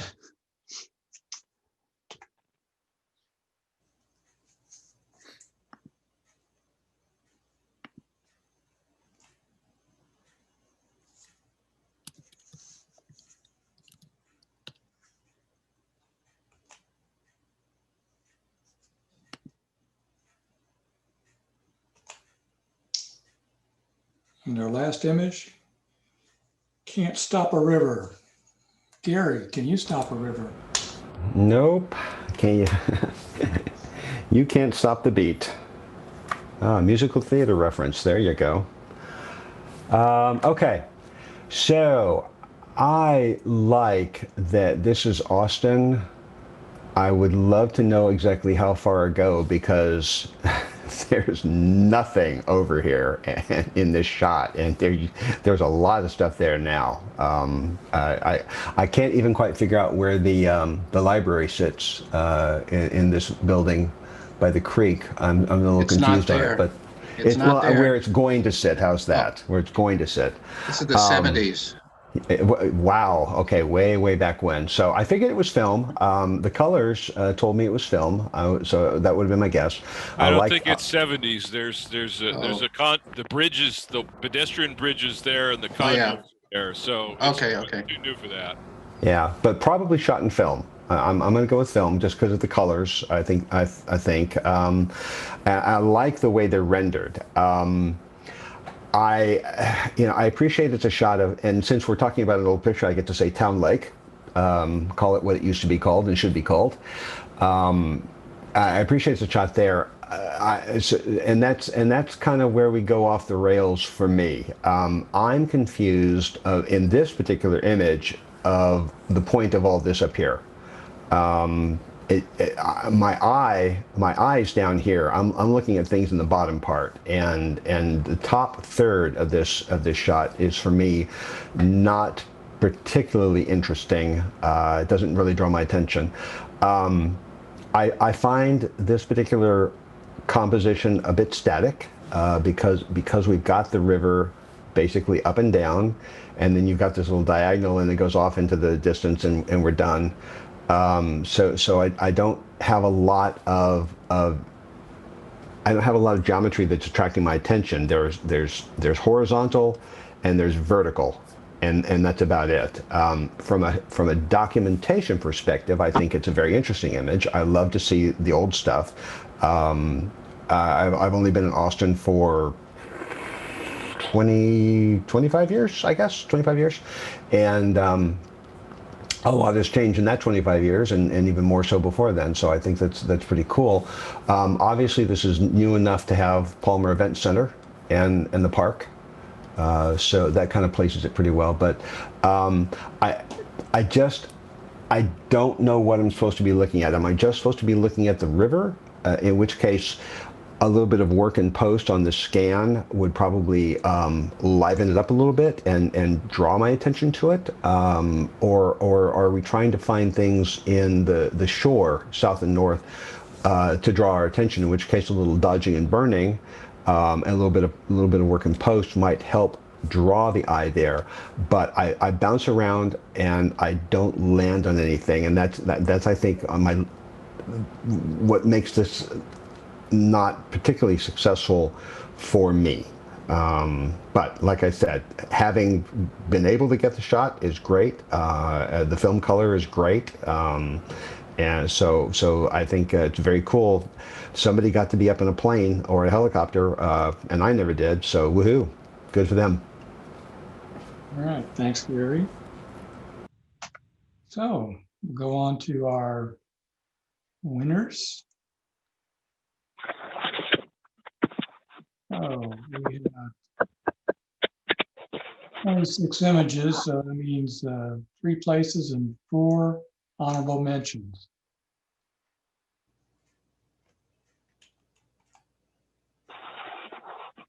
First honorable mention, Gatham Smarchi for Kanara Falls. Really cool image.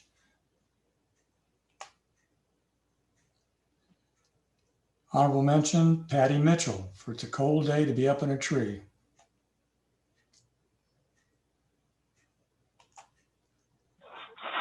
Honorable mention, Manarola Mood, Mohib Ahmad.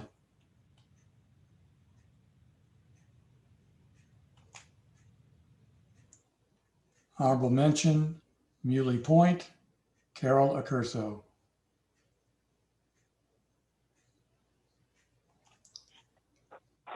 Third place, What Is Your Quest? Gary Hook. Congratulations, Gary. The eyes definitely do have it here. Second place, Raining in the Antelope Canyons, Abbas Amir. Abbas, welcome to our competitions. Great to see your stuff. Lastly, first place in Papa's hands, Gary Hook with an outstanding image. And that ends our judges' choices, but as you know, we also have the People's Choice Awards. So these always come out of order. It comes out basic, advanced, and intermediate. You'll just have to bear with me on that.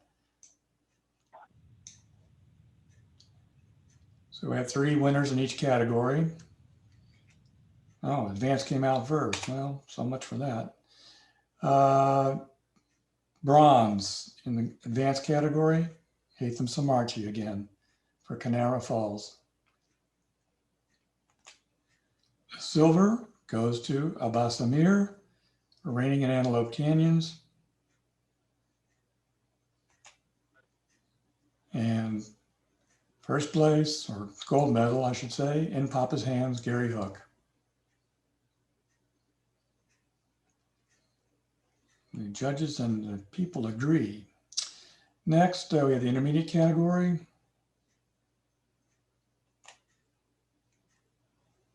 The bronze medal goes to Michael Knox for In the Canyon.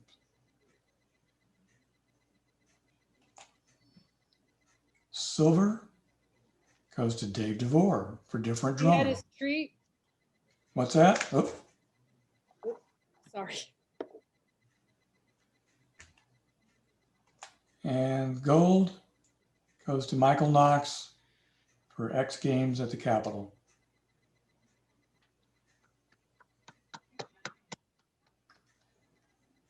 The basic group.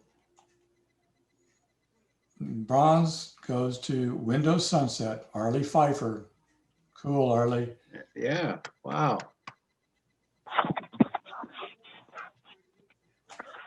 Great title. The silver award goes to Jim McDaniel for Rim Shot.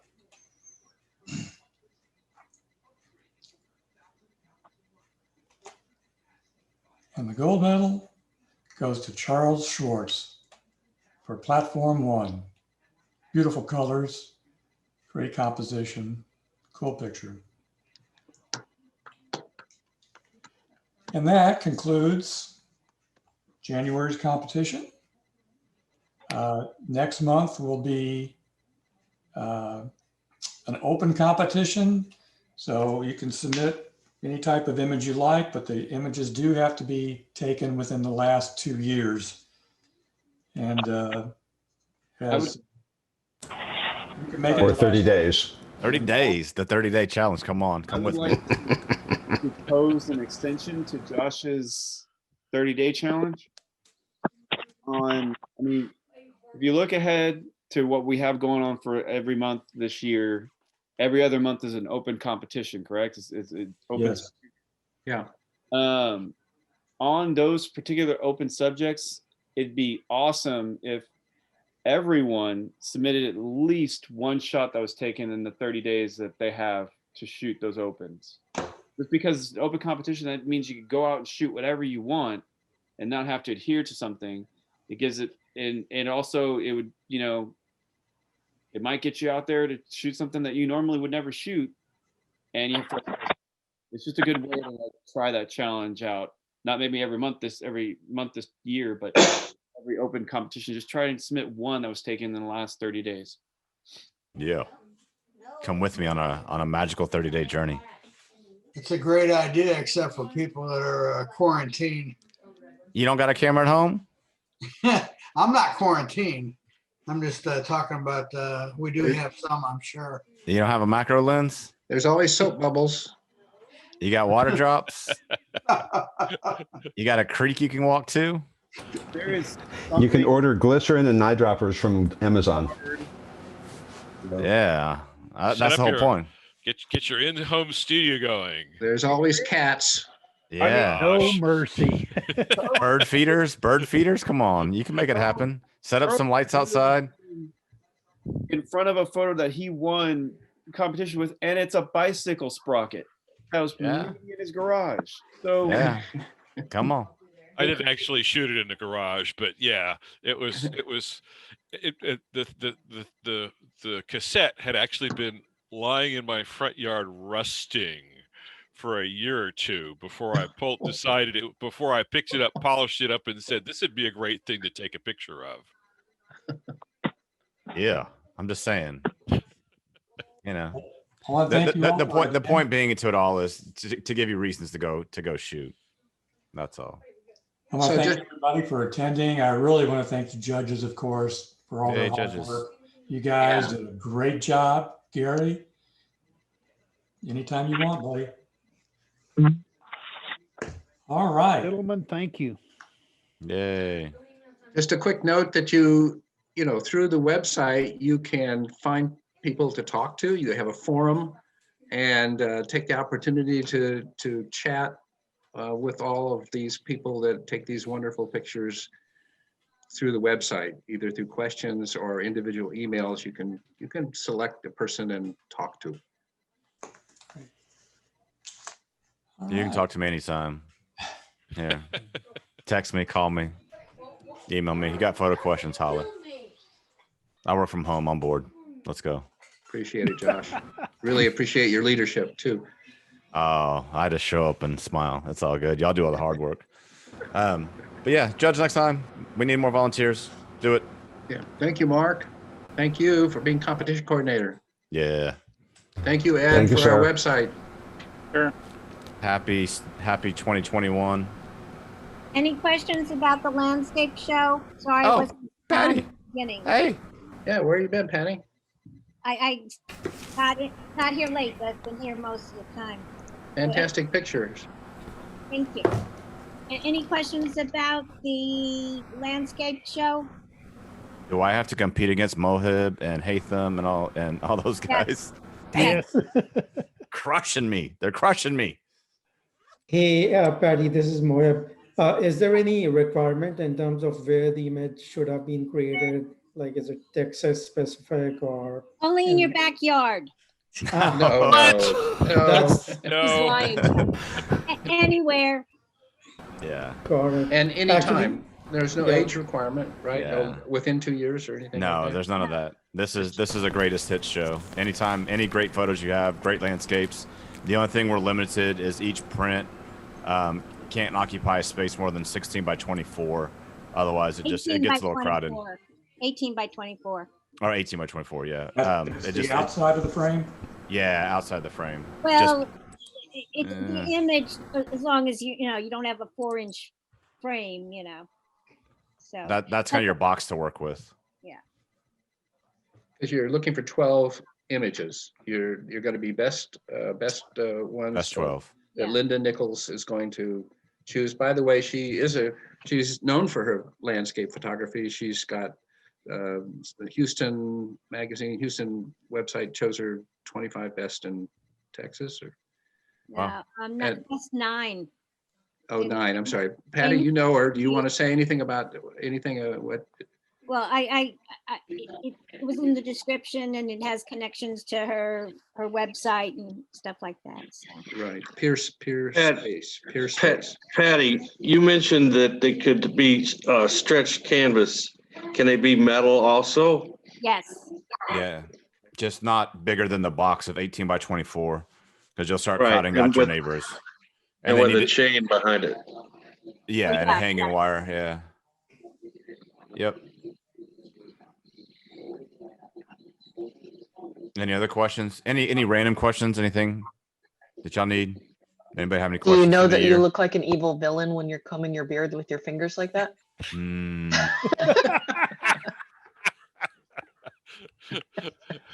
I don't know. You said random. that's pretty random. That's Okay, I'm gonna give Josh a random one. All right. Any experience with exporting and importing collections? I mean, no, that's not the right word for Lightroom. Catalogs? Catalogs. Okay. What's Anything to be aware of there? don't unplug your external drives as you're doing it. Yeah. I mean, Take a while. I've seen it happen. Yeah, I mean, depending on the speed of your source and input, it's gonna put. and the size of the catalog, it'll take a while, but otherwise it's pretty straightforward. Well, and it depends. I mean, if you just if you're okay with where the images are, you know, then you can speed it up a lot. I'm going to go down, don't want to go down a rat hole with everybody here, but I want to get the images, a selected set of images out, extracted from the catalog, have the raw files to work with. I'd have to research. I've never done that. I've never had a need to do that, so I've never experienced it. I've gone Well, down this rat hole are you called trying- video. Are you trying to remove them from the catalog, or are you just trying to access them? I am trying to put together a collection from 2 different computers where they live in Lightroom, and I can manipulate them in Lightroom before taking them to a video.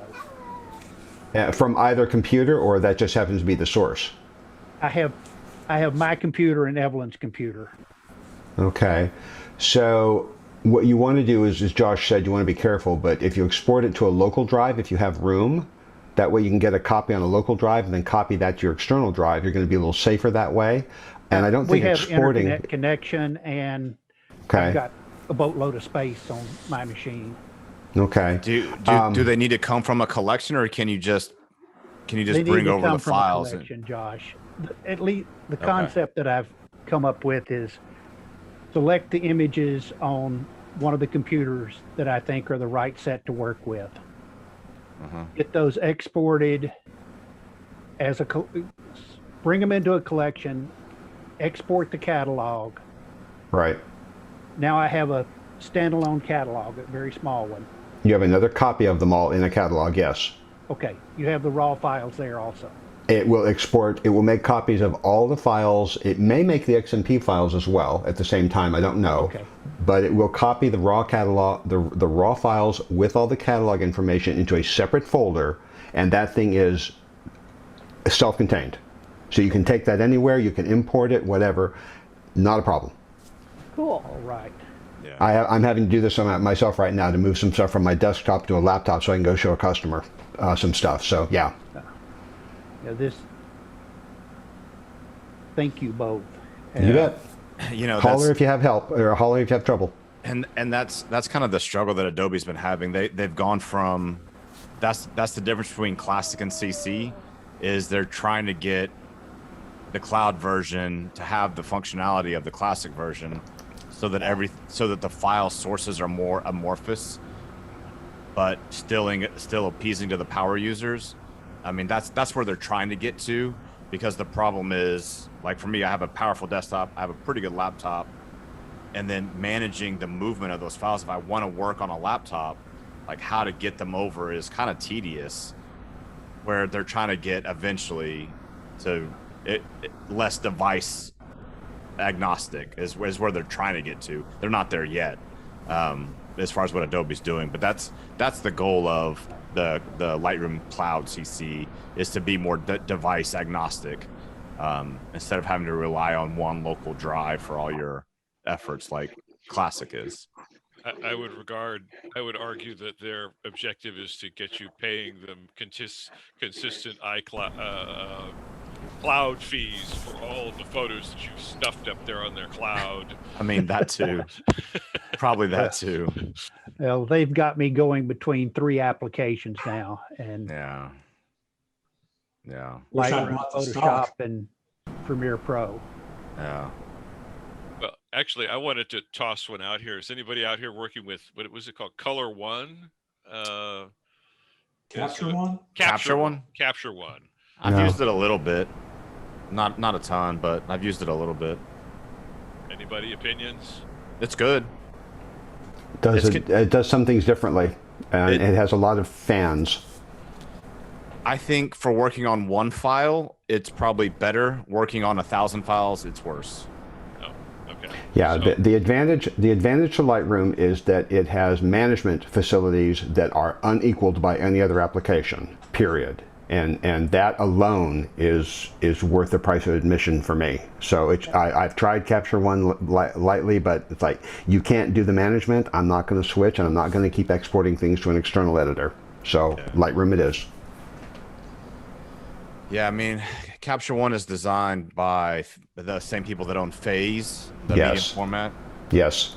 So it was originally built to work with their files. They've now made it to work with others, but it was originally built to work with, you know, the Mamiya, the Phase, those files, and you know, it's more configurable. Lightroom is very rigid in where your panels go, right? You can't move or reorder your panels. Whereas with Capture One, you can reorganize them. You can, it's a little bit more, the workspace itself is more customizable. For certain types of files, I know that Fuji users in particular, Lightroom did not render Fuji files very well at all. And so that became a big hit among Fuji users, is because Capture One was like 4 times faster in the demosaicing of the raw file than Lightroom was. Lightroom has since fixed that issue with the Fuji sensors, their X-Trans sensor. And so that was a big thing. But like each session is kind of its own session, and it doesn't have that data asset management. Now you could pair that with something like Photo Mechanic or I guess maybe Luminar. I don't know what else would have that data asset management aspect that Lightroom has, right? The whole library module and the concept of, having that workspace always open. That is something that Capture One doesn't have. You might be able to eke out a little bit more out of a file for one file, maybe. I don't know. It to me, it did the same thing in a more cumbersome way when I messed with it. And so it didn't really appeal to me.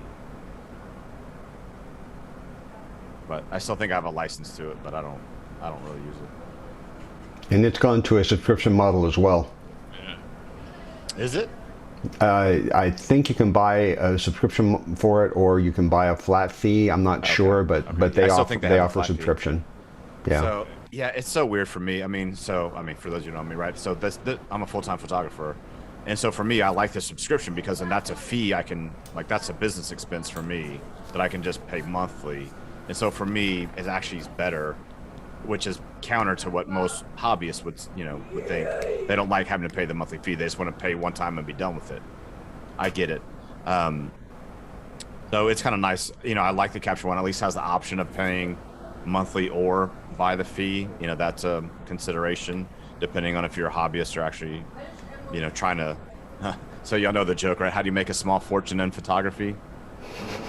Start with a large one. Yeah, start with a large one. Very good. There you go. Yeah. Same joke works for the cattle business that I grew up in. So it'd be interesting. Also.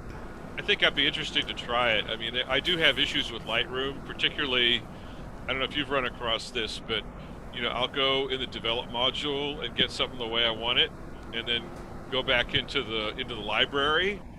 It won't render properly. So library does not render the develop module views. It still does a fast preview where it doesn't do the one-to-one preview the develop module does. Well, okay. Now to supplement this, what I've been doing is when it doesn't render properly, I'll go in and I'll zoom to 100% and let it render, and it'll fix it. Yep. Yeah. And I could go back to the fit view, and it will work fine. So Charles, on really import, on import, what on file import, what preview mode do you have set? I'm doing whatever is the smart. Smart previews? Yeah, I'm doing smart previews. Yes. Don't do smart previews. Don't do smart previews. Take that off. No, take that off. The only value to smart previews, is if you're going to go somewhere where you don't have the raw files accessible, but you still want the power to be able to actually do editing. Yeah. But on your home system, there's no value to them. Okay. Their intentions were smart preview. I thought it was supposed to improve performance. Mm-mm. No. It used to. That's what it was designed to do, and then they just kind of left it and they didn't update it. I know. They're in some of the technical forums, Adobe actually recommends against using smart previews now. Really? Yeah. How kind of them to hide that from us. I know. So on import, I typically do 1-to-1 build previews. It takes longer on import, but then I just go turn on the tea kettle, pour a cup of tea, and I come back. And then And you know that that'll- 1-to-1s, are discarded after 30 days, right? Well, that's configurable, but yes. Are you sure that's an option? I thought it did that period. No, it's configurable. Okay. I think it's hiding in the preferences. You can go to preferences and advanced settings. You can change that. Make them stick. Good. Yeah. So anyway, for me, I do 1-to-1 on import. It takes a little bit longer, but then because when I sit down to edit, I don't want to mess around and I don't want to wait for it to build. And so I'll do all the building ahead of time and then go for most times. Unless I have to get them out fast for a client, then I'm going to do embedded in Sidecar just to get the files out. So it just kind of depends. But in general, it's 1-to-1 for me. Okay. Apologize to the people who are dropping off going. Dropping like flies. What language did they start speaking? They were talking about photos, and all of a sudden it was just gibberish. This is one of the reasons I hang out here. I know. It's Go ahead. gosh, Throw you tried- your Lightroom questions at me. It's good. Have you tried the color grading? Actually- in Lightroom? Yes, I love the color grading. I've already released videos about it. My first shot at 10.0 was terrible, and I stuck to 9. I'm thinking about going to 10.1 now, but I've been putting it off as long as possible. Why? Just I don't remember. I keep finding bugs in Photoshop, and I don't trust them. I like to wait for the next release to come out. Okay. I really like the color grading. I think it's Cool. vastly improved. Well, so my background's video, and they brought in the Lumetre wheels from what Adobe After Effects and Premiere used to have, and replaced it with the split toning is gone, and now we have 3 color wheels, and the controls are a lot finer to really like play with highlights, midtones, shadows. Yeah. Without having to go to Photoshop. Yeah. Right. Sweet. Yeah. And they're in the latest. So what's the current version 10? They're relying more on the GPU for more action, for more in the develop module. The GPUs and I have a big GPU, so I want to use that. And they're dealing better with high-res monitors as well now. They're continuing updating that. And the biggest part for me, I think it was this release, that the Canon tethering is twice as fast now. It's super fast. Cool. So when I shoot products, when I shoot Canon, that's a big advantage for me to have twice the import speed on tethering. Well, and I don't know if you use this, but the other thing they did with my older Canon camera was that the tethering now will show me what's on the camera before I trigger it, and it wouldn't do that before. Yeah. Tethering got way better for Canon users in this one. It got better. Yeah. So that was. That's the only thing that I've really used Capture One for, is what I was going to say, is tethering. I don't know all the pros and cons in other ways. I mean, that's kind of what Capture One was developed to do, Right. was to be, that's kind of one of those reasons to exist, was to be that tethering. Yeah, I know a lot of product photographers that prefer Capture One because they can hand off a tablet. They have an app called Capture Pilot where they can you can hand it like another tablet to the client, and they can see what's coming in without being able to make any changes in Capture One. Right. Yeah, so that's kind of a big reason that people like Capture One, especially product or like on-set photographers, is because they can have multiple devices viewing what's coming in. Have you had any trouble with? I should say I've had a couple of instances where Photoshop decided that it couldn't see my GPU. I mean, I was working along and then all of a sudden I tried to do something and it said, "Oh, I don't see a GPU here."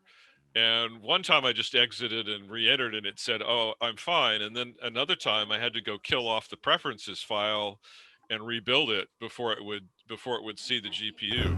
I haven't had that. You have offended the computer gods. Apparently. What? Apparently I have. What GPU are you running? It's an NVIDIA. Are the settings up to date? Yeah, I've been updating the drivers Okay. on a regular basis. Are you using the gaming driver or the studio driver? Ooh, I didn't know there was a studio. Well, yeah, I'm pretty sure I'm using the studio driver. Yeah, that's the one you want for what we do. But he's right. You know, he's right. You know, there is a gaming and there is a studio. Yeah, because I also game on this PC. Well, So- you know. Oh, it's not that Give you up can't the play bad games. habits, It's Josh. optimized. No, I understand. I didn't even know there was a studio one. I've never seen it. Somebody told me about it about 2 years ago. Now I'm gonna have to go look that up. See, you Yeah. learned something.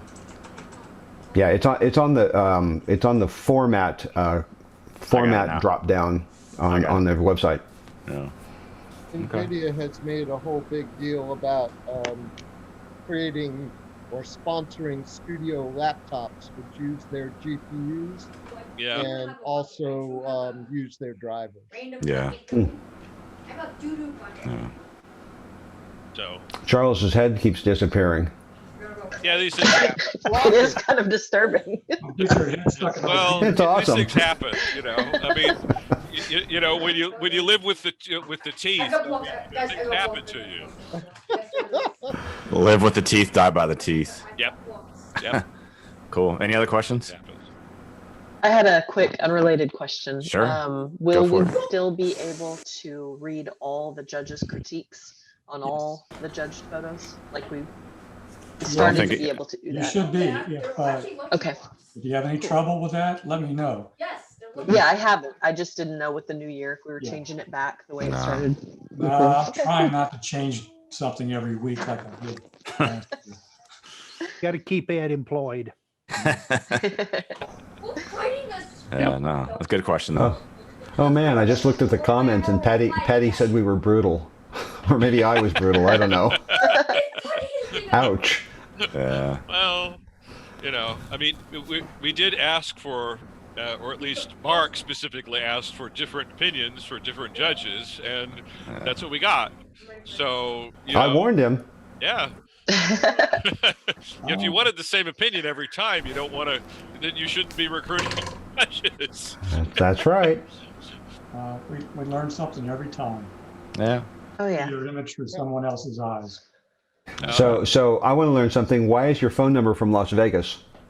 Because that's where I lived for over 30 years. Ah. So you're a transplant. Yeah, well, I've come back to my. Okay. Well, I'll have to make a note in my phone. So. Yeah. Put me in your, because I'm gonna be calling you a lot, so you better answer. Oh, okay. Well, not next weekend. I will be in White Sands. Oh, lucky you. Well, so I'm gonna Mohib already left. I'm gonna tell on him. So yeah, Mohib and I have plans to go to White Sands next weekend for a weekend of shooting. Mohib left last Thursday to go to Big Bend while it was snowing. Ooh. And well, he made it to Fort Stockton in 13 hours, and then came home the next day because he couldn't get to the park. Oh. So, yeah, he invited me to go, and I had to decline because of a gig. But I'm glad. So I saw the snow in Big Bend and so much wanted to go. Oh, I know. Can you just imagine? I mean, yeah. It's like it killed me to say no, but I'm glad it worked out. But I'm hoping that there'll be another opportunity someday. Well, okay, it's you're in Central Texas. You don't have tire chains. No. Why would you? Well, you know. So you go to Big Bend in Colorado. Well, that's right. Yeah. That's why you would have them. But I don't think there's anywhere in Austin to actually buy them. I mean, we're talking, well, Amazon.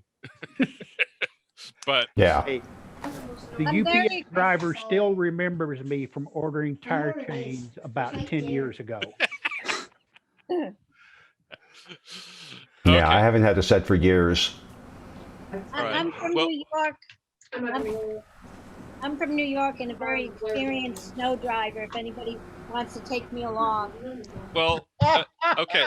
Well, Good okay. going, Patty. That's great, Patty. But the issue isn't really, you know, you driving. It's all the other people that have no clue how to drive in this stuff. Yeah.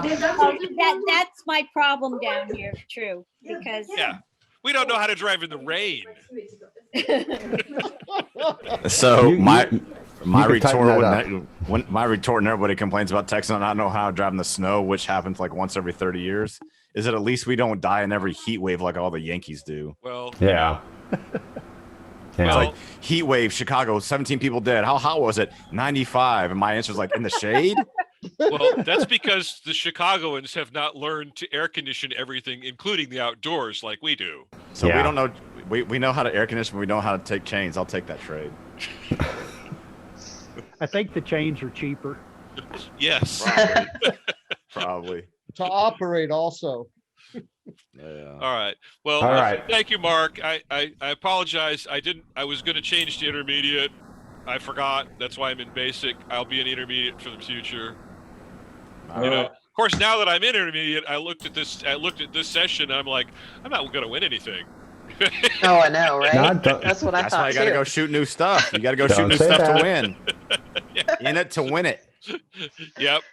But yeah, it was an impressive month. I'm hoping that with Oldies, you know, all the intermediate people just took their best stuff from the last, I don't know how many decades, Yeah. you know, and that, you know, when we get into the last 2 years, maybe I have a chance. You will. It'll be good. Yeah, Anyway. you'll have a chance. All right, guys. West Thank you, side. guys. Time. Thank you. Bye now. Good night. Right.